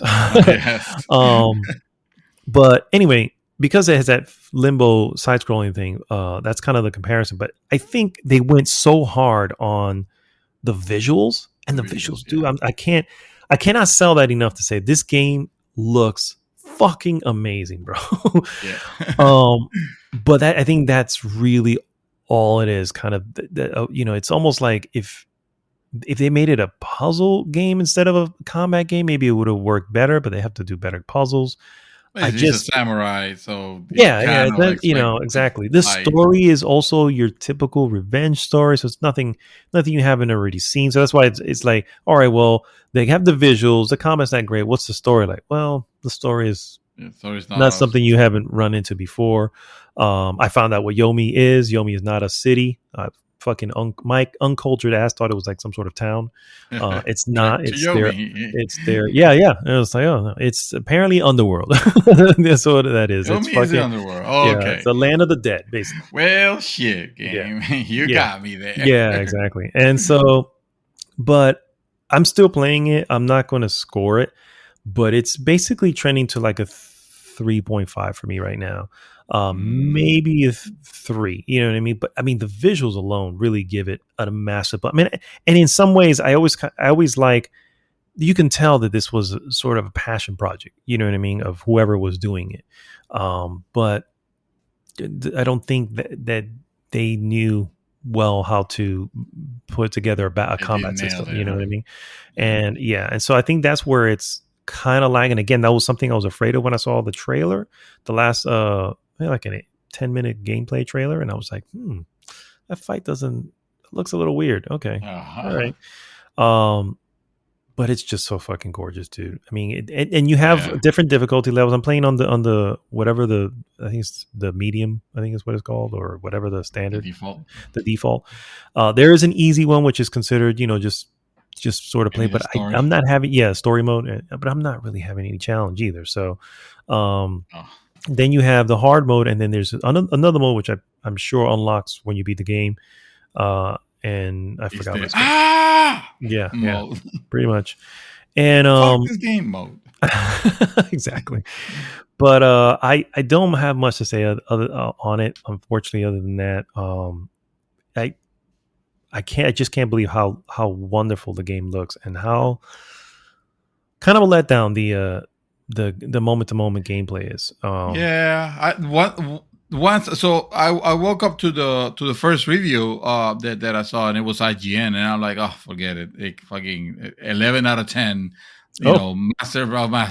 And then I saw and it was a 7. And I was like, ooh, 7 from IGN. That's like the default. That's their default score for, this game is good, but it's nothing special. And Trek to Yomi. I mean, we were all kind of waiting for reviews just because of, it looks amazing, but we don't know anything about this developer yet, Yep. And forget it. Then I heard that it was going to come to Game Pass. So I was like, oh, okay. So I guess I don't have to worry about it then. Okay. Yeah, awesome. Yeah. And now to hear you talk about that like that, it's like, okay, well, maybe I'm not in a particular hurry to go on it. Yeah, it's not. It's an interesting little. Again, visually, dude, I can't stress how freaking and it made me want to watch fucking Hidden Fortress again, or fucking 13 Assassins, or it made me want to watch them immediately. I was like, oh my god, I just need to see these movies again because it's just so fucking cool.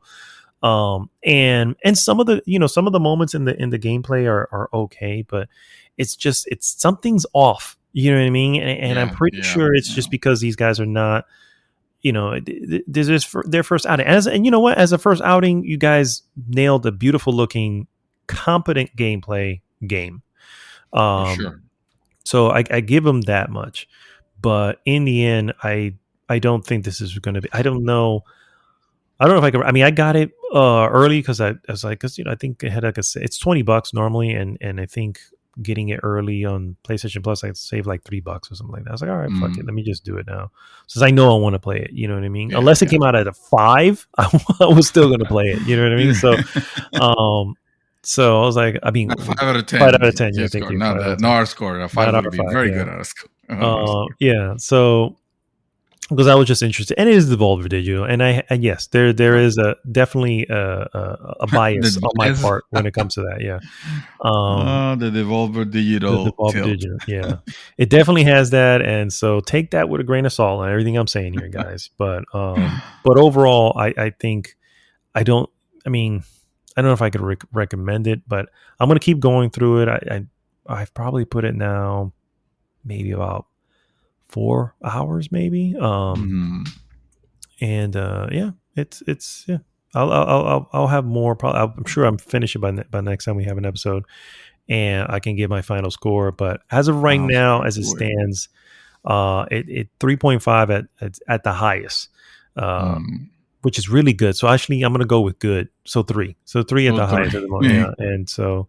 And kind of go from there. Even though I still like it, and I find myself just they do this weird depth of field thing, right? Where that's part of the visuals that makes it look amazing. Oh, dude, it's amazing when you have like this still whatever. You walk into the room, the camera still is not moving anywhere unless you leave the room. Then it goes back to follow you that way. Yeah. But you just walk in, and the camera it's like somebody put it on a counter over there, and it just follow it. And as you come into the room, the clearest point is where you at, even on the floor and everything around you, and the edges of the camera have like a table or something that was like kind of in the way, right? And as you walk towards the table, like if you're walking towards the camera, the depth of field follows you, and now it starts to clear up the area. Dude, I'm like, that's fucking awesome, bro. That's a really cool little visually, bro. I'm telling you, this game is amazing, bro. amazing. Yeah, it does look amazing. Yeah, but yeah, that in itself doesn't always make a great game. You know what I mean? So as we have experienced many times, many of times. Yeah. But anyway, that is all that we've been doing.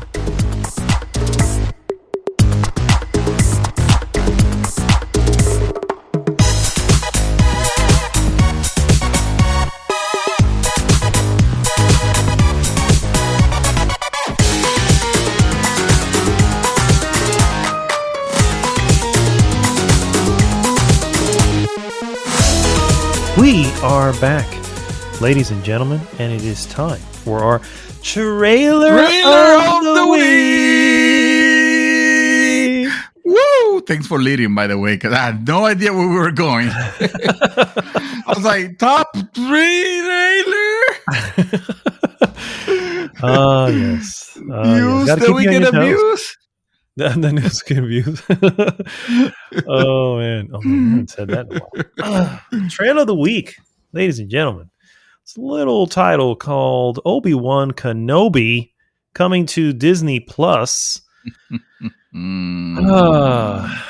Sir, we saw the trailer, and say what I want. I can say what I want. Yes, but one has to admit that they are definitely putting money to this, because that looks like a film. It looks like it's going to be film quality, and it's a 6-part limited series, which I assumed that anyway. I was like, you're not going to tie fucking Ewan McGregor to some shit for several seasons. That's not happening, my friend. No.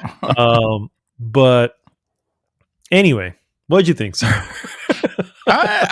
You know what? It's funny you mentioned it, because you mentioned the quality, the film quality. I didn't particularly saw it there, and that is to say, it's not that it looks bad. It's just that it seems like a lot of series now on TV are willing to put that money, to the point where it could look expensive, but it's no longer like amazing, like it doesn't wow. The wow factor it's not there, and from the look of it, there were a lot of areas that I was wondering, like, I wonder if they saved the assets from them, that they had already from the movies, whether in digital form or the real actual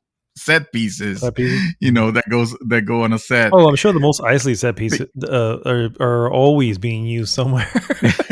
Anytime there's a desert world, we can set up a couple of huts. Don't worry about it. There you go. Exactly. See, we have a couple of huts that we can. Exactly. I wouldn't be surprised if it's the same shit that like the Mandalorian had that. You know what I mean? So it's like, it's. Does the Mandalorian? I mean, doesn't it look any different than the Mandalorian to you, or do you think the Mandalorian feels cheaper or looks? I think it's hard the to tell from the Mandalorian trailer, season 2, I think, obviously went more in. Season 1, not that you can see budget, but there's a lot of time spent in forests and stuff that don't have a lot of town. You know what I mean? Right. And there was a lot of time spent on his ship. You know what I mean? Which is just his ship, right? So that is what it is. Season 2, they'll definitely open it. I still say season 2 has probably one of the best Star Wars anything in an episode. One of the best. I still say it was clear they were using some sort of samurai homage to this particular episode. It felt like I was watching a samurai film. It was excellent, bro. Maybe that should be the next show that I should sit down and watch. I have not watched The Mandalorian. I would say watch it with any of them, like you said. Watch the first few. You'll know within the first few. Okay, this is something I'm interested. They're not long. They're only like 30 minutes long, something like that. Maybe, you know what I mean. They're not long at all. So they're easily digestible. I would expect some similar thing here with Obi-Wan.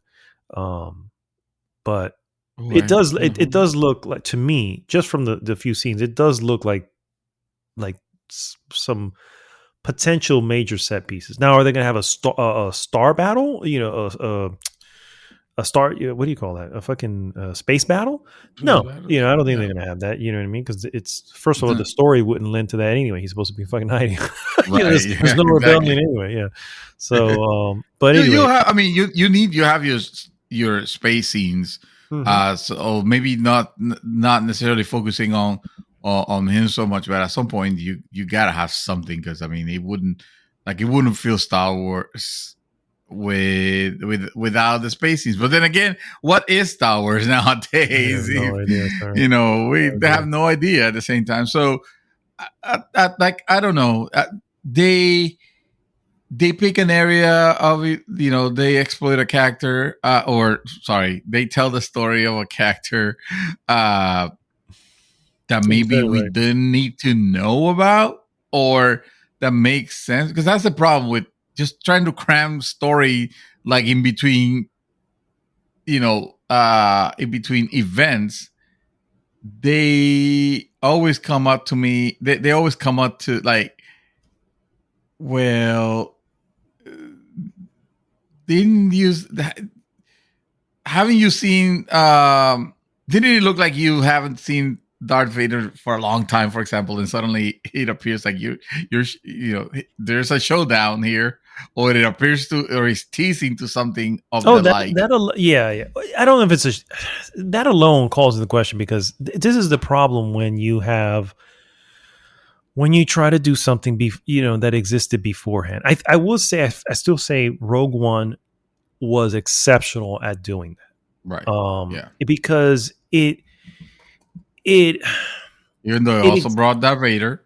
Though it also brought Darth Vader, and Darth Vader we never saw in the original. It's like, this Darth Vader here is evil and scary. Like, I was actually scared of Darth Vader, in fucking Rogue One. I was like, fuck, I don't want to mess with that dude, and I never felt that way about Vader ever.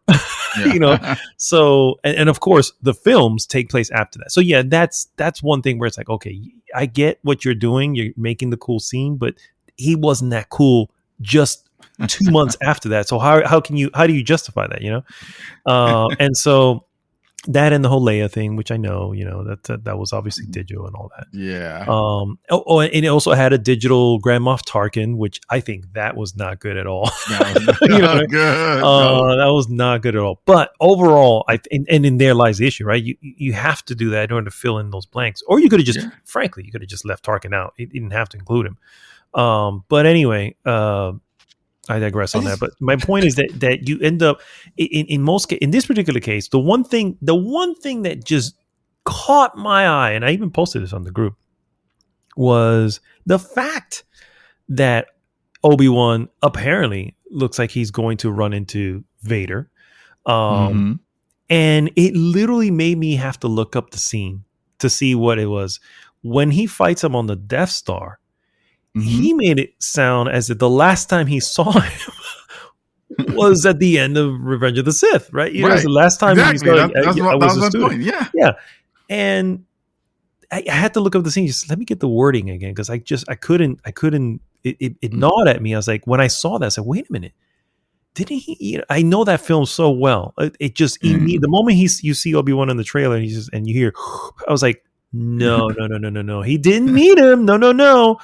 And apparently that's probably going to happen, which is probably going to contradict, because what's his name is back as Darth Vader. What's his name? Hayden Christensen. Yeah. So that alone, why would you get him if you're not going to have, you know what I mean? Yeah. So that's a problem with these kind of prequel type things. And I mean, I complain about it, but I'm probably going to watch this shit. I don't know why.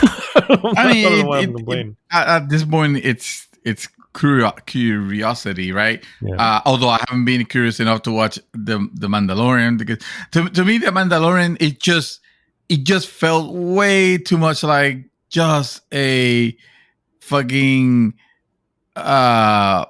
merchandise thing, which is what Star Wars is in general. Star Wars is nothing but buy our toys the movie. Yeah. So this one was Buy Our Grogu the series. Yes, I can It's definitely agree with that, sir. like it I doesn't got like it annoyed by that. Yeah. didn't need exactly, and it doesn't seem. I mean, correct me if I'm wrong, but are they still leaning on that thing with the kid or whatever the hell? Because I don't know. They like, only had 2 seasons. They haven't gone back since. yeah, I guess so. Okay, that's true. So anyway, it's just Disney does not trust the Star Wars universe can stand on its own without the characters. Like it doesn't matter what they do.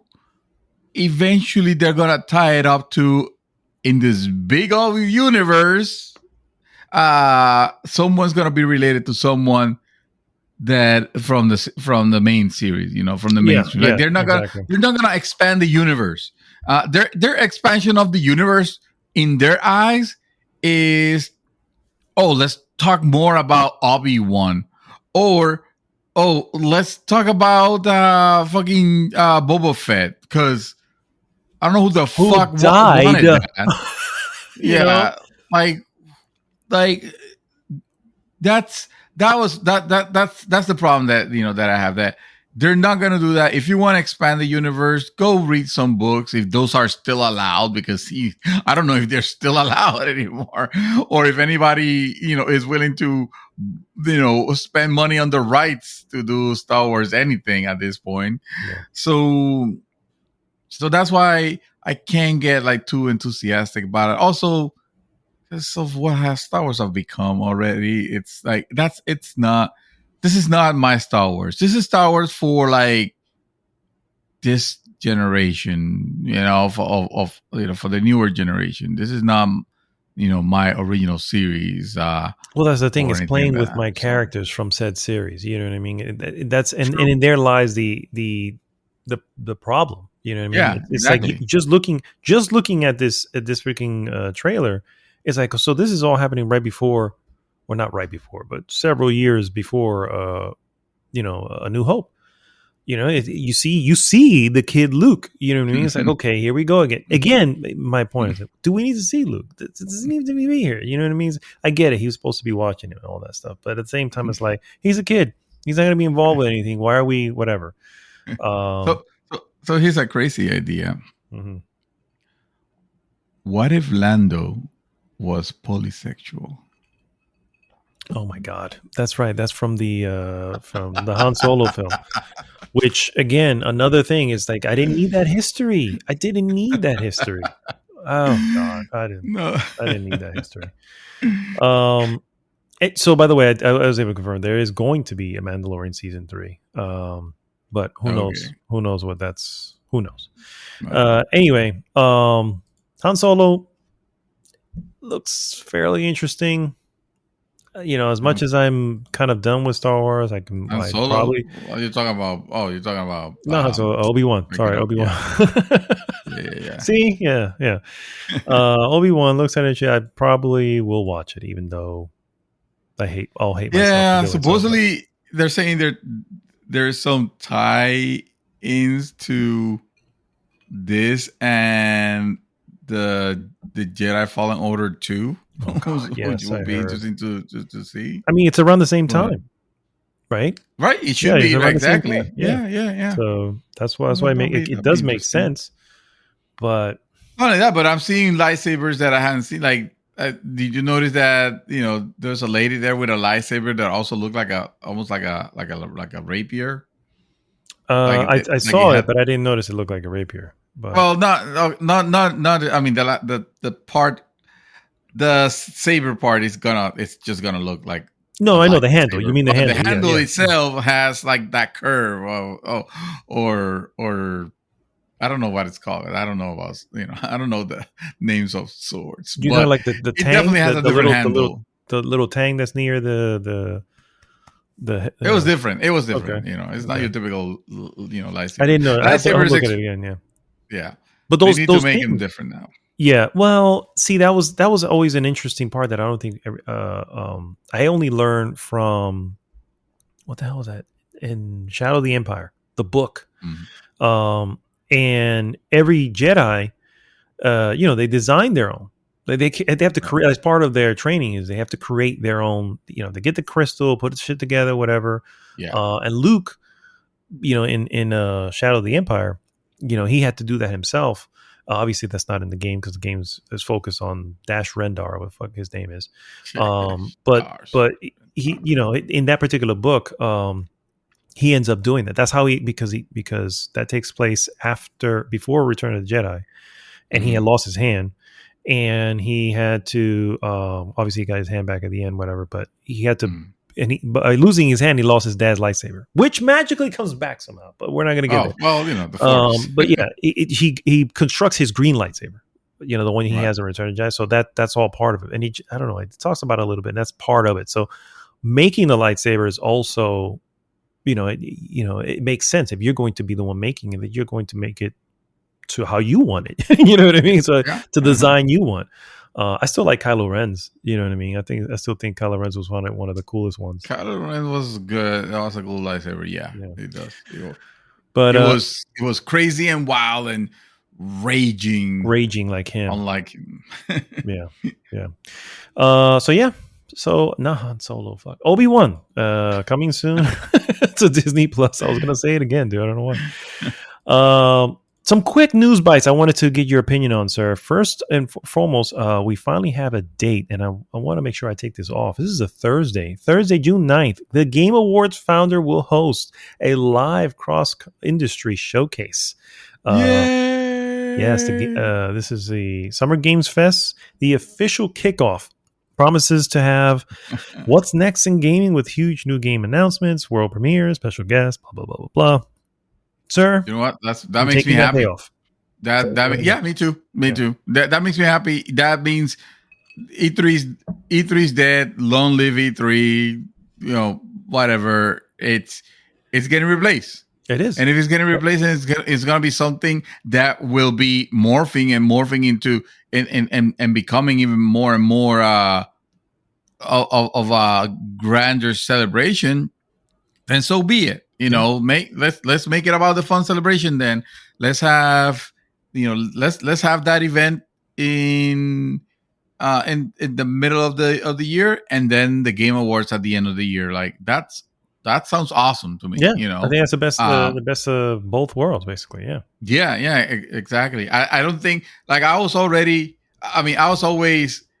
I've been very nostalgic about what E3 used to be and what it meant to us. But like all things, they need to, evolve, improve, or die along the way. And I think E3 was already at the point where it had gone through all the phases, at one point it changed, for the worse, and then they switched it back. And now companies are finding it too expensive, and they're not seeing their return on investment on a lot of this, setting up and preparing games to have a particular build or whatever they're working on for E3 and all that, which is a shame because E3 would have been a great way to, it should have been like a Tokyo Game Show or Gamescom rather than just a thing that is open for business, for the E3, for businesses. They should have, at one point it looked like they were going that route. So I don't know what happened. Anyway, all of this to say that if this is the way that it needs to be, then that I'm okay with it. I'm fine with it. I don't think this is a proper replacement, or the past one that we had was a proper replacement for E3. But then again, we had E3 last year, or did we? I don't even know. We haven't had E3. No, we haven't had E3. Then shit. Then look at that.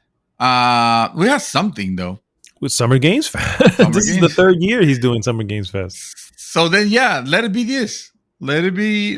Are you sure we didn't have the press conferences last year? No, we had press conferences, but they were like individual press conferences. They weren't at E3. They were just their own thing, right around the same time frame of what E3 would have been. Can we have that? Can we have? I love the fucking press conferences. I mean, don't know we probably will get them. The problem is that they're going to be completely spread out. You know what I'm saying? And so that's really Microsoft and Bethesda already confirmed theirs. And when you hear Microsoft and Bethesda, you know that they're just going to talk about Starfield.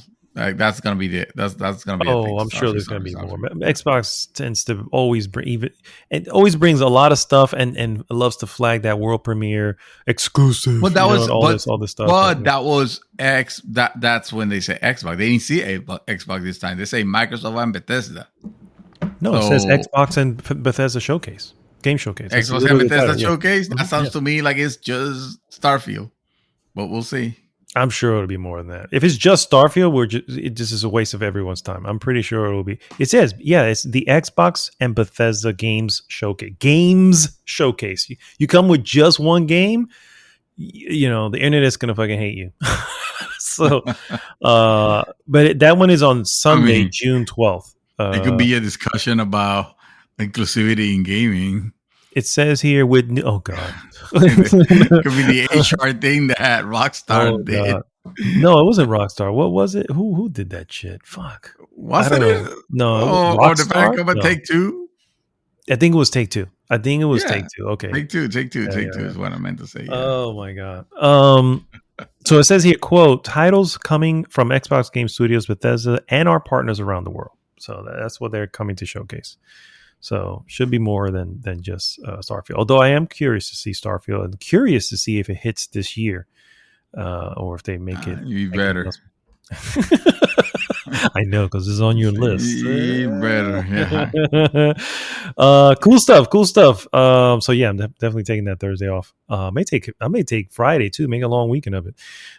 Anyway, another thing that's strange, sir, and I wanted to get your opinion on. Embracer Group is buying Crystal Dynamics, Eidos Montreal, and IPs, including Tomb Raider, for just $300 million. I feel like that's kind of a low end of the deal, but from Square Enix, deal if there has ever been one. That's what I'm saying. Actually, that is Square Enix going like, oh, fuck this Westerner developers, just get rid of them. I think so, bro. I said this when I shared that. I feel like they're going the Konami route, bro, because they're still hell-bent on doing these freaking blockchain NFT bullshit, which they're so gonna fucking. Meanwhile, Harrison is like fucking like kicking himself for missing on that deal. It's like, what? You mean to tell me that? When did this happen? Why was this not on slickdeal.com or fucking like Groupon? I don't know, some shit like that. Why am I learning about this right now? Fucking like hating his ass, probably fire a bunch of. You've never seen him angrier. Yeah, never. He said, we could have had Lara Croft. Lara Croft could have been Xbox could have been the home of Lara Croft. That would have been our Nathan Drake. Yeah, they could have. They could have been, yeah. They're pissed off. Now, on tomorrow's headline, Microsoft buys Embracer Group for 301 million. No, because it's Microsoft for $30 billion. Yeah, that is right. Yeah, they're like, we got the money for it. Yeah, apparently includes like more than 50 games or franchises. It's a vast catalog. Yeah, I mean, shit. I don't know, give bro. away like that. I don't for 300 million. I don't know, bro. That was a fire sale. That was definitely. That's what I'm saying. It's like, what do we do? Square, man? Now I'm concerned about Square. I was concerned about Square anyway because I feel like they've been making some dumbass moves. Marvel's Avengers. Yes. But this right here, bro, was like, I don't know. It's they're always disappointed with how titles perform. Like I feel like ever since they have gotten into like Western development, which wasn't that long ago. They have always been especially mean towards them. Like Tomb Raider could sell 6 million copies, for example, it'd be like, oh, that was not enough. You have you have Guardians of the Galaxy. Oh yeah, that underdeveloped, that under.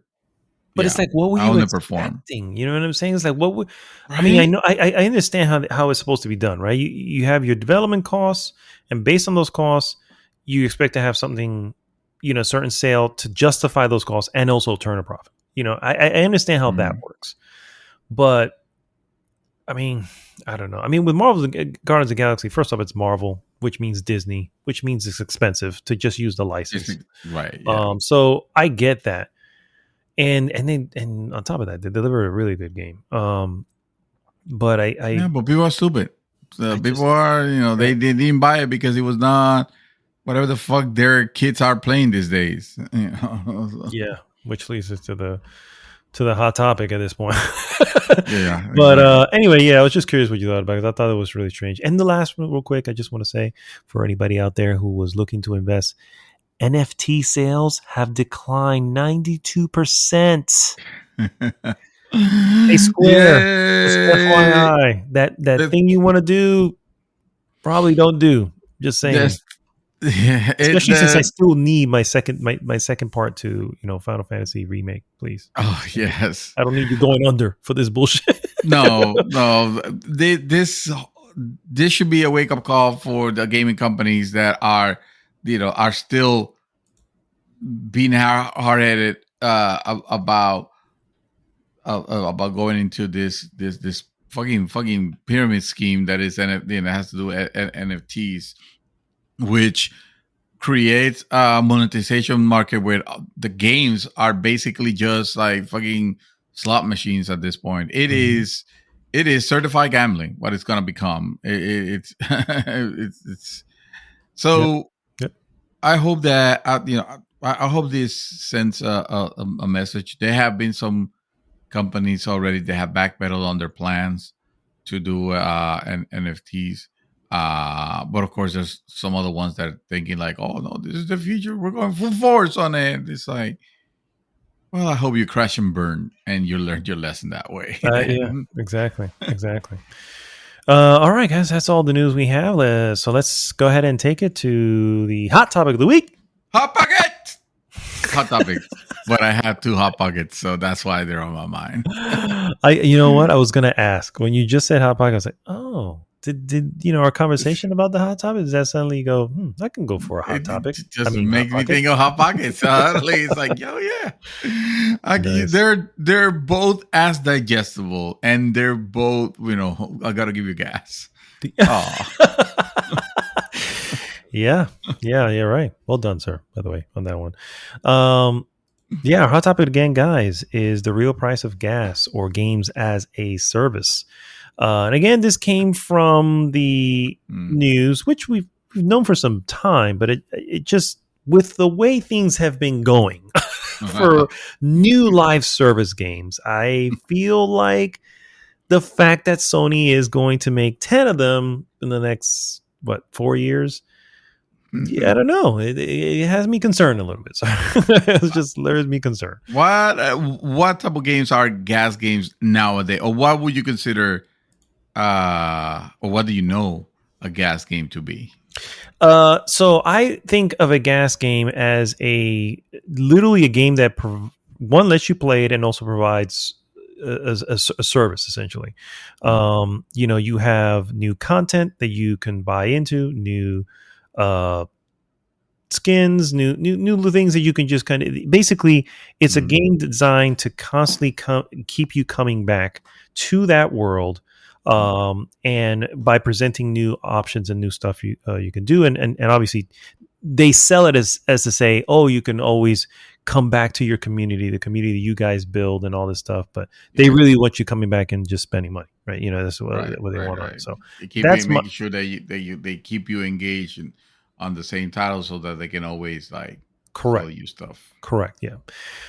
And so that's essentially which Sony itself, first party, doesn't really have. The closest thing that they have that would be kind of like that would be the Ghost of Tsushima Legends thing, but it's free. There's nothing paid in there. So while it is a service technically, they're not making any money from it. So it's like at some point, you can expect those servers to be pulled. You know what I mean? So I tell you what is a Sony GAAS recently, and that is fucking Gran Turismo 7. Yes, that's right. It has become one of the recent most worst examples of games as service as they could be. A game that does not need to be online, and yet you can't play it. You can't even play the single player aspect of it if you're not hooked on the internet. You're not connected. If you don't have an online connection, and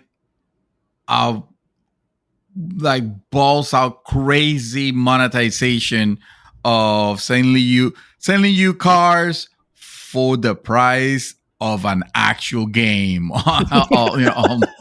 Exactly. It's like, and it's funny because I saw a comparison. Same vehicles that they will sell you for $5 on Gran Turismo Sports, on Gran Turismo 7 cost $40. Oh yeah! It used to be what, like $4.99 or some shit like that. I think it was. Yeah. And yeah, now it's $39.99 or just now it's straight up $39.99.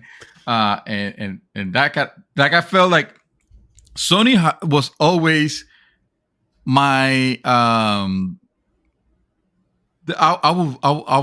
had them on a pedestal, bro, because I when it came to evil monetizations and stuff like that, it was like it was always Microsoft doing that shit. Sony never mess up with their games.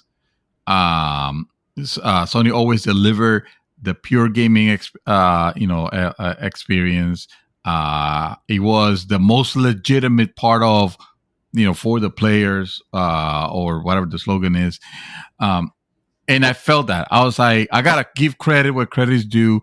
Sony ain't about that, about ruining their games with like monetization bullshit for the sake of just being, predatory with their practices.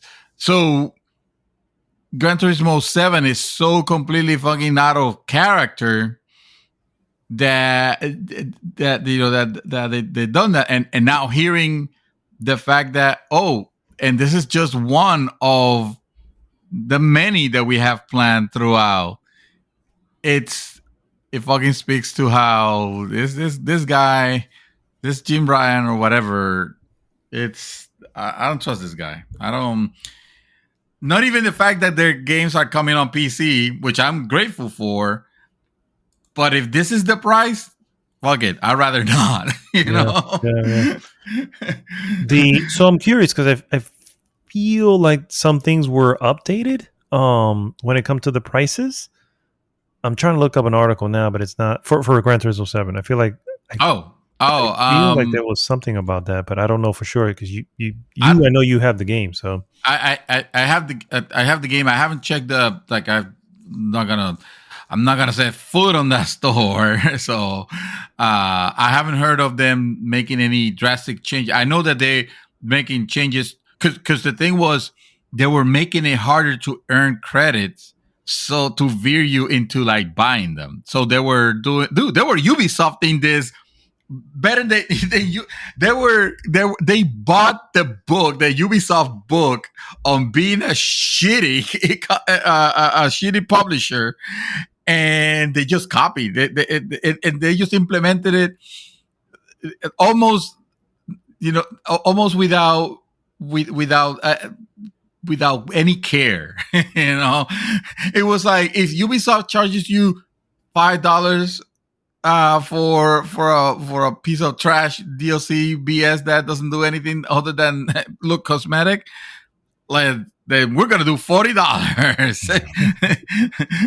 Let's test the waters. Let's see. And on top of that, we're gonna make it harder to to gain credits on a game. Here's the fix.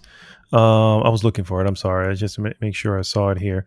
Beyond the compensation. So first and foremost, first thing players will notice is an immediate 1 million credit goodwill gesture.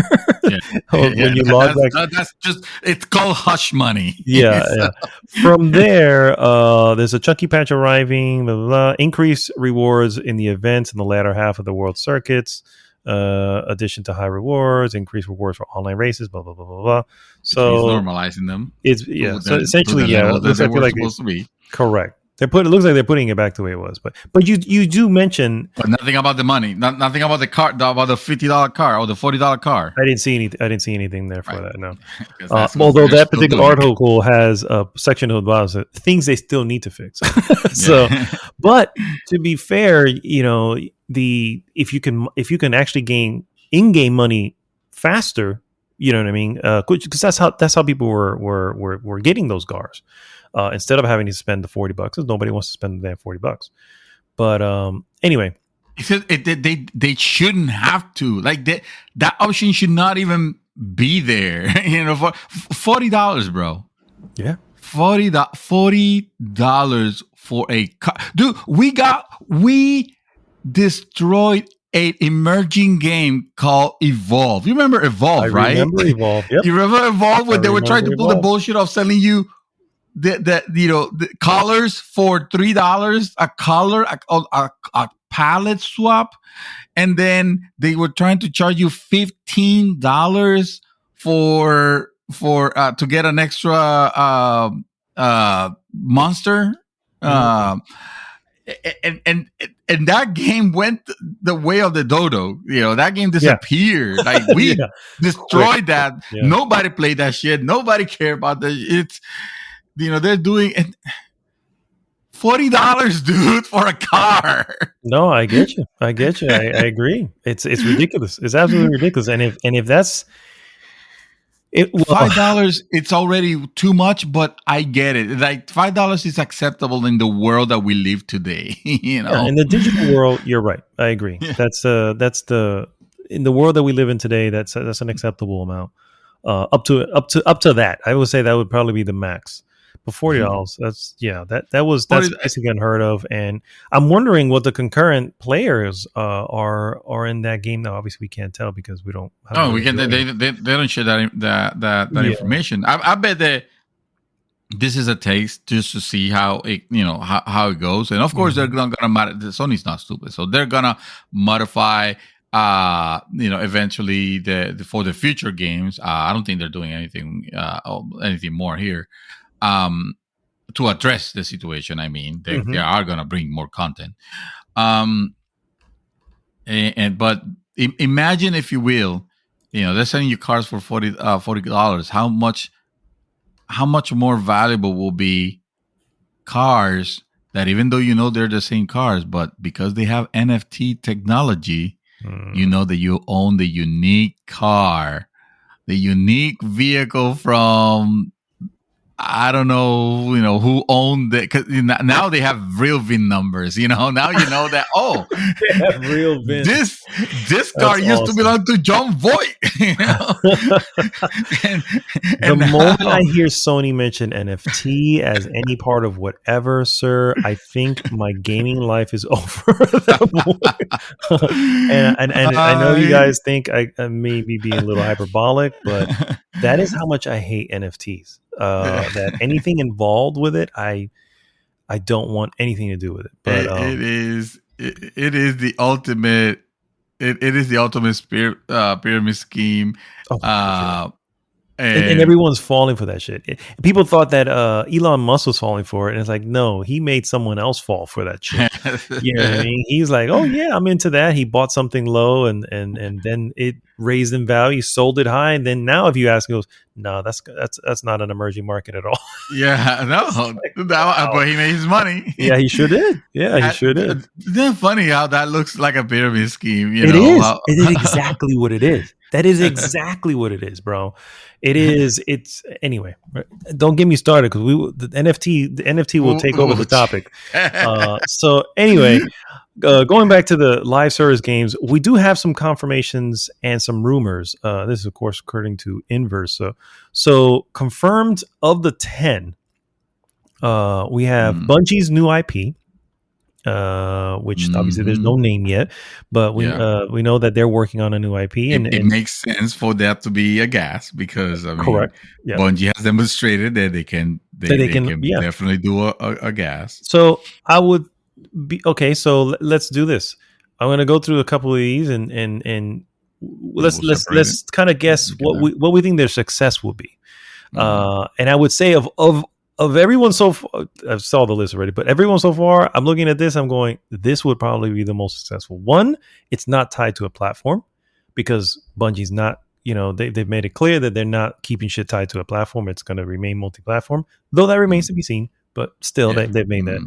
So, but that would make it potentially more successful because again, everybody can play it elsewhere. What do you think? Well, if it's a GAAS and it needs to succeed, it needs to be everywhere. And I think that if anybody's better poised to deliver that is going to be Bungie. Yeah. They already work. They already have the chops for working on the Destiny the Destiny platform. I might as well call it that. Mm-hmm. Hell. They don't have to announce what the next project is going to be. I already know what the next project is going to be. It's going to be Destiny 3. Because what the hell else is going to be? They need to make their money. And of course, they already know that Destiny is going to sell like gangbangers and a half. So, that's in the pocket for sure. Yeah, they did mention some information on this game, and it apparently sounds or draws more comparisons to Overwatch. It says here, quote, working on character-focused action games and competitive. Yeah, and exactly. Yeah. So we'll see. But of everybody, I feel like, they do have potential of delivering. The next one is the confirmed The Last of Us factions. I don't know if that's the final name, but basically the multiplayer mode for Last of Us from Naughty Dog. What do you think there? Well, obviously that's staying in-house because we're not gonna have factions on Xbox. And maybe on PC. Last on Xbox. And maybe on PC, right? That doesn't sound like anything. I mean, you are basically you are slicing a piece that you would have expected to be part of Last of Us 2, and you're trying to make its own thing. And it's not going to resonate because Last of Us it's not. I mean, say what you will about the multiplayer aspect of Last of Us, about it being special and all that, but that's not what people want from Last of Us. So if anything, it hurts. It hurts to have the Last of Us name on it. They should just name it something else entirely different, and then it has a better chance because. Yeah, I agree. The first Last of Us did have a factions mode, and it was. I don't know how successful it was because it wasn't. It came with the game, so it's not like something they had to you had to pay separately for. Mm-hmm. But it definitely had its following, and I remember playing it too, and I was like, this is actually pretty interesting, Yeah. But is it going to be worthy of a live service game? You know what I mean? Is it going to be free to play and then have the live service, which means you're going to have those weird microtransactions? It's like, okay, well, now we're definitely not fucking playing Last of Us anymore. We're just playing some other whatever. But not to mention that if it's to me, the GAAS games that could be more successful are the ones where there is a campaign aspect to them. Mm-hmm. You're not gonna try to bring something that is meant to be like competitive because that shit it's usually, for the most part, it's only in the people's eyes for maybe like about a month before everybody just goes back to their comfort game. Yeah. And whether that is Overwatch for the people that are playing Overwatch. Destiny Apex 2, it could Legend. be Apex Legends. Those types. Destiny will fall more into my idea of a campaign GAAS. They have you do have the fact that it's as service and all that. You have a multiplayer aspect. It mostly PvE, although it does have its PvP. Yeah, I was gonna say, yeah. And but if you're making something that is just meant to be PvP, and especially something like again, what appears to be a slice from Last of Us 2 that was cut, unless you're giving it for free, which I doubt it. Yeah, I mean, if you give it for free, then there really wouldn't be any complaints when there's microtransaction. Like, well, it is free, right? Yeah, exactly. I mean? That makes more sense. Don't make it $40. Oh, by the way, we also have microtransactions. Then it's like, okay, well, now this is just dirty, but we'll see. Price of a car, apparently. So, right, exactly. Yeah. Don't forget. Yeah. Those are the two that are confirmed as far as titles. Now we have confirming as far as studios. A new AAA multiplayer game from Firewalk Studios, which is a new studio founded by groups, people from Destiny 2, Apex Legends, and Halo.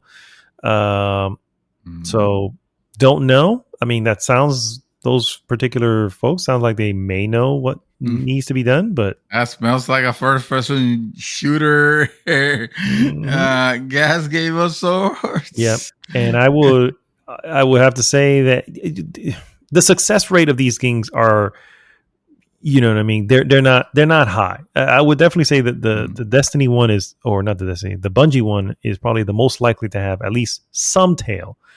Factions maybe has another tail. Here, we don't know who they are. We don't know what they're doing, and we'll see. The other one is confirmed also, again. The market is crowded. It's ridiculously crowded. Yeah, it's ridiculously crowded. Yeah. And another one is from London Studio, Sony London Studio, an online game.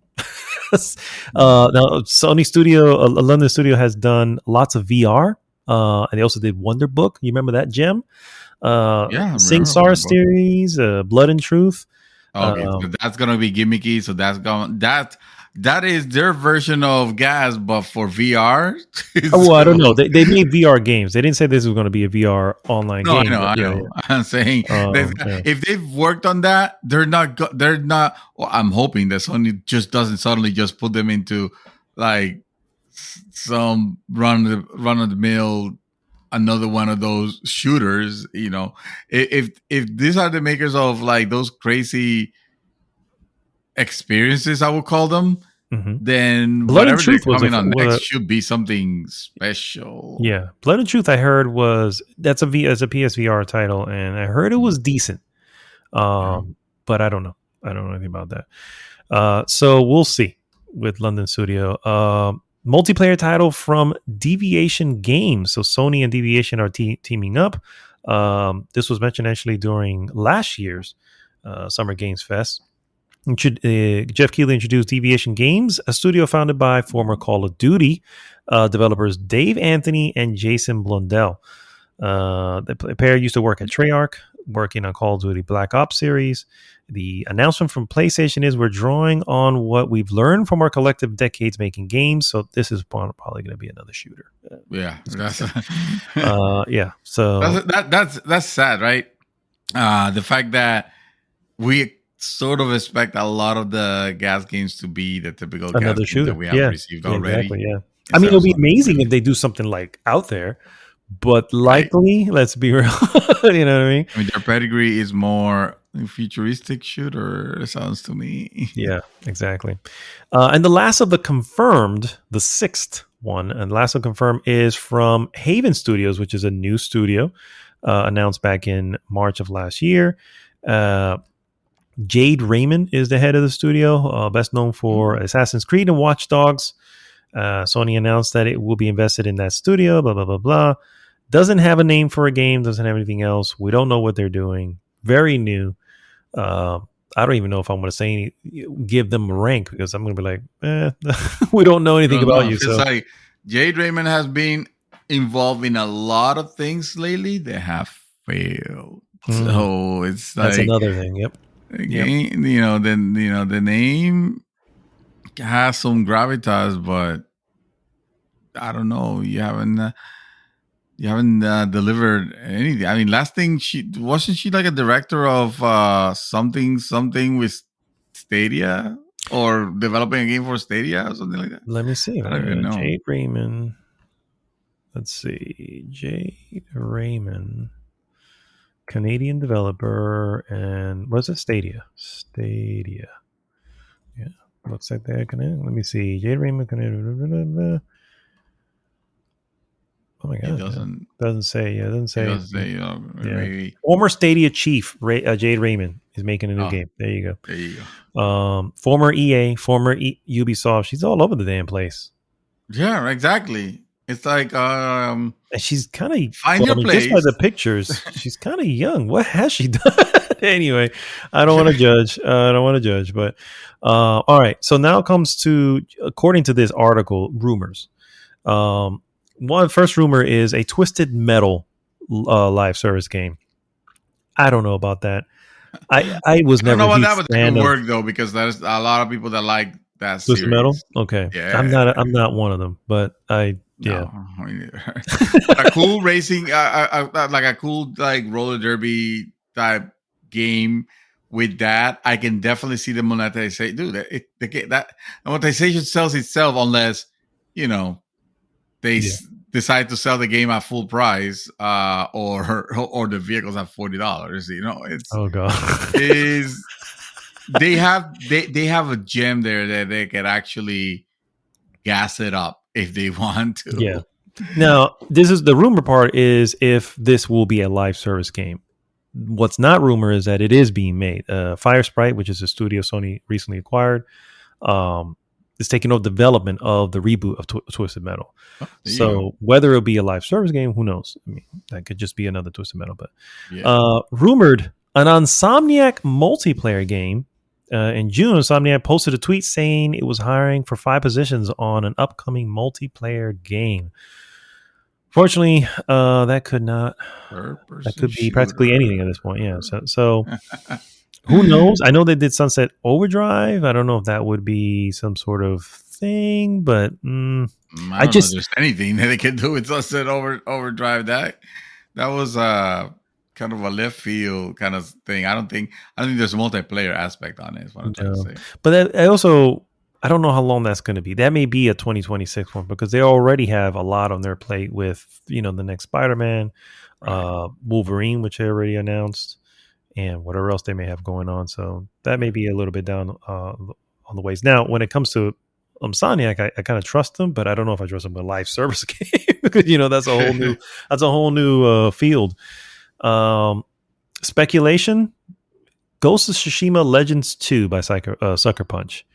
This time, obviously, will either be something you have to pay for or whatever the case may be. But what do you think on that one? A Legends 2 will work also, just because when you think about the things that that made that game and the different ways that you can customize your character and all that, like. Hell yeah! I mean that it is a perfect game to add to a recipe if you're making a GAAS game. Also, is not a first-person shooter or a third-person shooter, so at least you bring some sort of like originality into it. Yeah, I like that. And that was actually a fun multiplayer experience or co-op experience. It was. That was actually super fun. So why not? The only thing they need to be careful is they have to understand how to market this proper. They can't just say, "Oh, we'll sell the game for $40," and then on top of that put the microtransactions. Because at that point, the moment you put a barrier of entry of that nature, then you're gonna make an already difficult thing to achieve, which is to make a successful self-supporting ecosystem, it's going to be more difficult for you to achieve. Hell, look at Halo. Mm-hmm. Halo Infinite. Mm-hmm.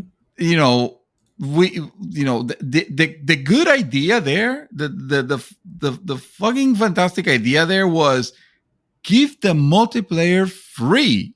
Give the multiplayer portion for free. And just charge for the campaign. And that worked well for them.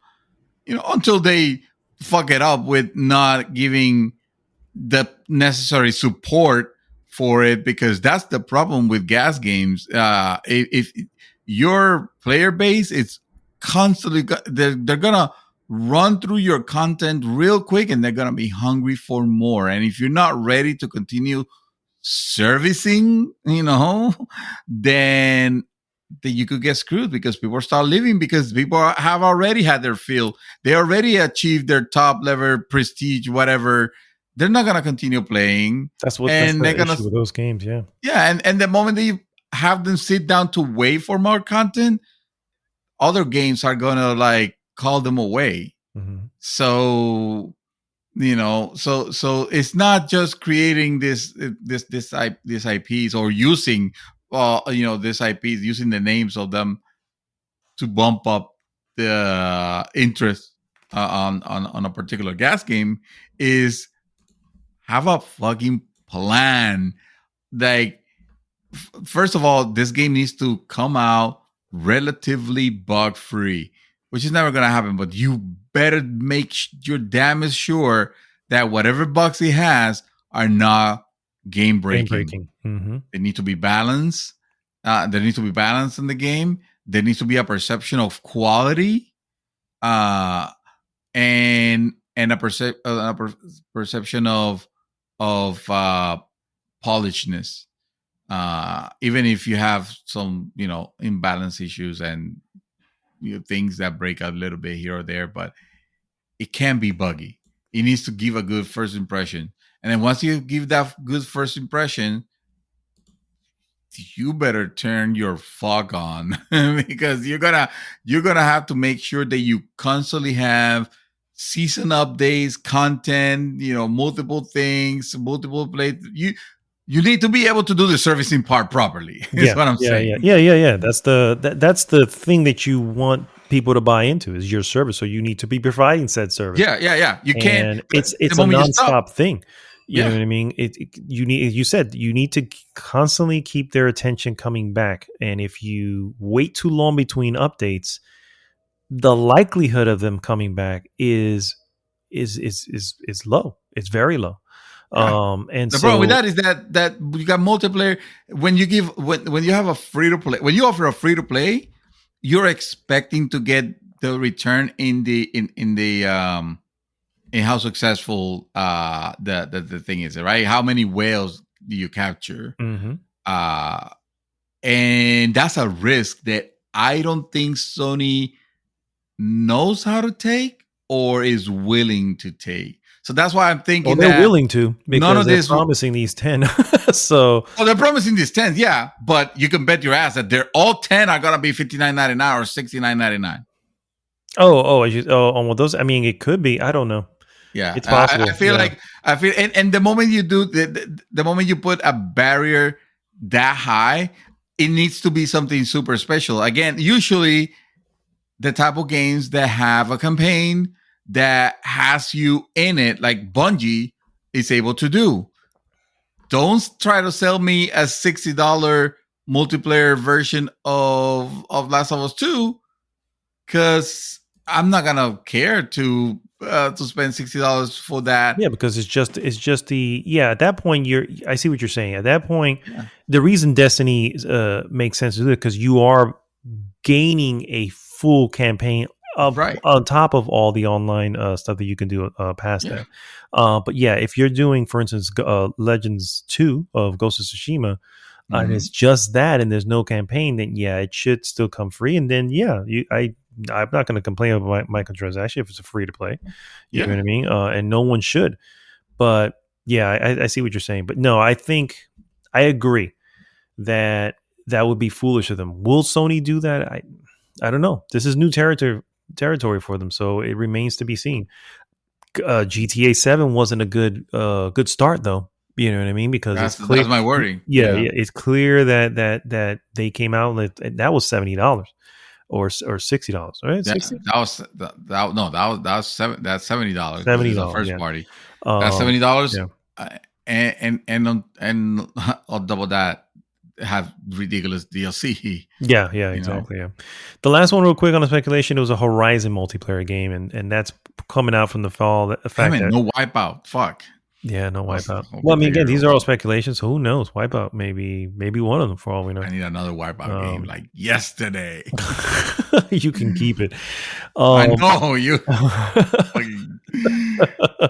So I wanted to take a look at some of the more recent ones. I only have two up here because I couldn't think of any other ones. But Halo Infinite, this is as of April 7th, had a player count of 6,072 on. This is on PC. So how's their content coming along? Halo Infinite has been bleeding players because again, it had a fantastic opening, right? Where suddenly everybody was surprised that, oh shit, you are giving us all this content and it is free. Well, great and all, but you kind of like blew your load early. Sorry, no, you kind of you kind of like it, like just gave everything you had at first, and your player base consumed it already. What is there? What else is there to to offer at that point? It's like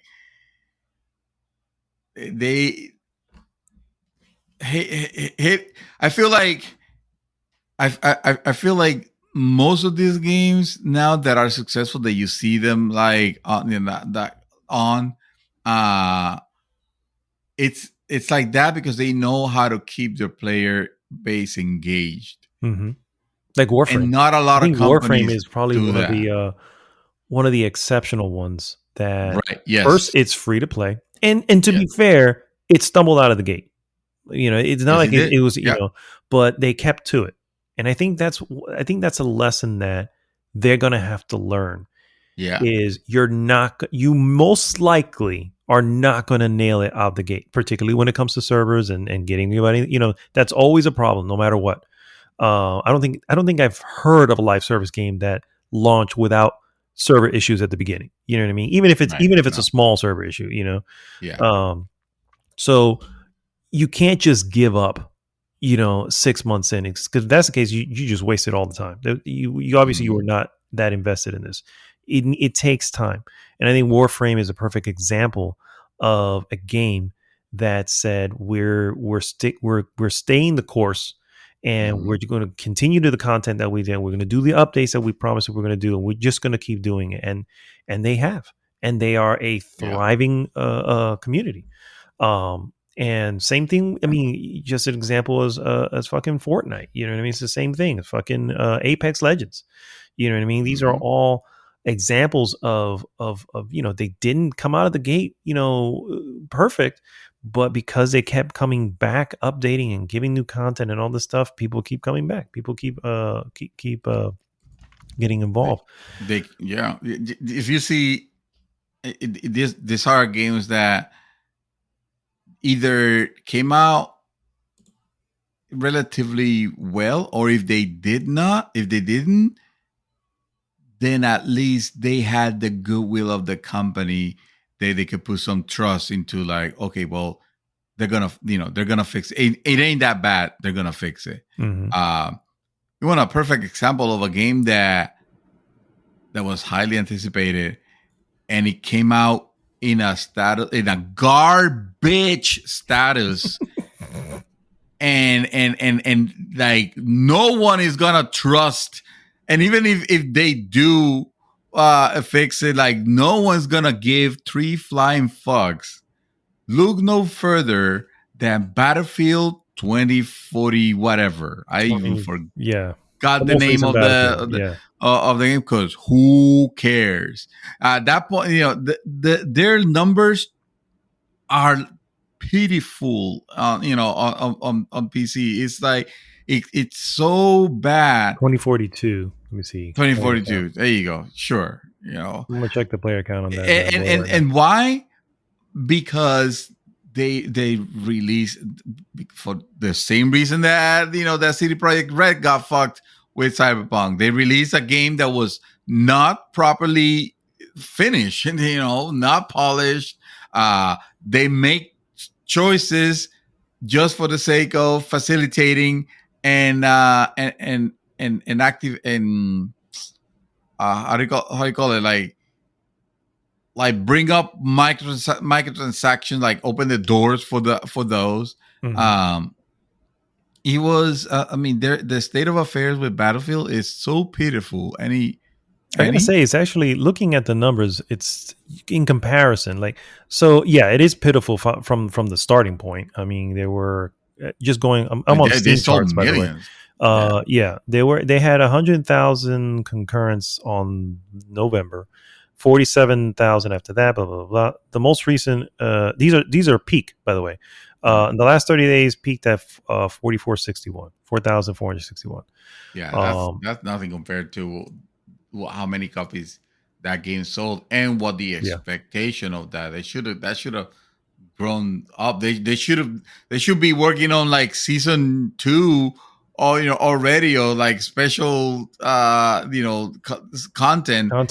And instead they're like focusing and almost remaking the game, from the ground up. Or you will wish they will do something like that, but this is EA. No, this is EA. They said they were going to do that with Anthem, and where did that take them? Yeah, exactly. Let us all remember, the great journey that was Anthem. Oh my God. Here we go. Marvel's Avengers peak players in the last 30 days, 522. 522. Yes. Man, you wonder why Konami got to get rid of it, huh? Not Konami. Square. Yeah. Enix. So I saw this article regarding Babylon's Fall. That they had like 10 or something like that, and I saw the article, but I'm just gonna go to the Steam chart because I'm curious now. At this point, it's just that just feels. It feels like unnecessary. Oh no, we need to. Let me see. That is just hurtful. that is. Well, it says last 30 days peak at 223. Average players about 64. 64 players. 64 players on that. So as you can see, when it comes to these live service games, man, if you don't have the plan, and not just the plan, but the follow through. Again, it's like maybe the plan falters at the beginning, but the moment you decide to make a live service game, you got to realize you are investing first the development time and at least a couple years after release to really start getting to try to make that money back. And I think that most of the time it fails because people don't realize what it takes. And I'm so glad, by the way, that fucking Remedy backed away from doing, not Remedy, what was the name of these guys? Housemarque backed away from doing a live service game that they were going to do. I was like, thank God, because of the reality is you're going to be consistently fighting against your Fortnites, your Apex, your fucking Final Fantasy Online, Destiny. These are, and I guess Overwatch too, right? That's still a big thing as well. These are still things that people always go back to because of all the content and everything. And if you're not going to be, you have to be able to put the same effort in order to stand a chance. And if you choose to pull the plug early, then you just wasted all those millions for nothing because you really weren't doing it. So I don't know what Sony's plan is. I'm not really happy with them going this route. particularly because a perfect example of an awesome open world experience that I spent lots of hours in, Elden Ring, you know what I mean, is Mm. not that, you know what I mean, and Yeah. you know, it didn't need to be. Who would not make a good game and it'll sell on its own. You don't need to try to Trojan horse a store in it just to peddle you shit that you don't need. You know, palette swap, color, equipment, and shit like that. Yeah, You know, yeah. another thing, another sad thing about them going this route with gas games, I feel like one of the fundamental problems that it doesn't get discussed a lot is the fact that their development, or their their continuous development, because it never ends because it's a gas game. Their continuous development takes away development time from original ideas. Yeah. Like original games that could be coming out from your favorite studios, because now your favorite studios are, I mean, they're tied up on just doing the thing that brings them money. It's no longer about making a special game, a special passion project or something amazing. It's like, no, let's make a game that can min-max the revenue as much as possible. And I mean, look no further than Bungie is a perfect example of that. Mm-hmm. What a great company to have them to have them tied to the Destiny brand only. Like if that would have been something else, like if they were making something else, but they're not gonna. There's no motivation. They're getting all their money. Fuck, Epic. Mm-hmm. Look up Epic Games. Look at what happened to Valve. Actually, Valve didn't even have to do a gas game because their gas game, they're the biggest games as service because they are literally a game store that sells you games. So Valve was a legendary development company, and they don't have to anymore. Same thing with Bungie. Same thing with all these companies that we hear now. Oh, but Naughty Dog is involved into making a gas game. Motherfucker, that shouldn't be anything to celebrate. That should be that should be something to like start preparing the fucking funeral, because you're not getting any of the games that you're hoping for. All you're gonna get is the games that are gonna play you and your wallet. Yeah, no, I agree. Which is why I spend so much time combing the indie market. You know what I mean? Because it's like, all right, so apparently all the the original ideas and the chances that people take in gaming are going to come from there, because that's exactly right. They're saying we're going to do 10 live service games. Well, that means there's 10 dev teams that are now off the market. And I mean, again, Sonic, I think it was a rumor. But if they end up doing something like that, it's like, so we're not going to. Sonic just delivered several awesome fucking games in the last, 5 years. You know what I mean? And so you're saying that's all off the table? Because obviously that's going to, again, in order for those things to succeed, you have to put the manpower and the time into them, and you have to be focused on that. You cannot be doing that and also be working on something else. So that means you're off the table for a while because of that shit. And so, that's another, so that's why, man, I'm living as much as it's going back to Trek to Yomi, as much as that disappointed me, as far as, the gameplay itself, it's still an original idea. It's still a gorgeous thing. And you can tell that whoever made it, made it because this was their passion project. You know what I mean? Yeah. I don't think, I don't know for sure, but I don't think all 10 of these studios that are doing this, or where they are, I don't think these are all passion projects for them.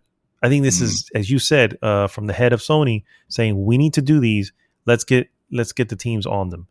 And so that means they're being assigned something to make, as opposed to, hey, what ideas do you have? Pitch us your ideas.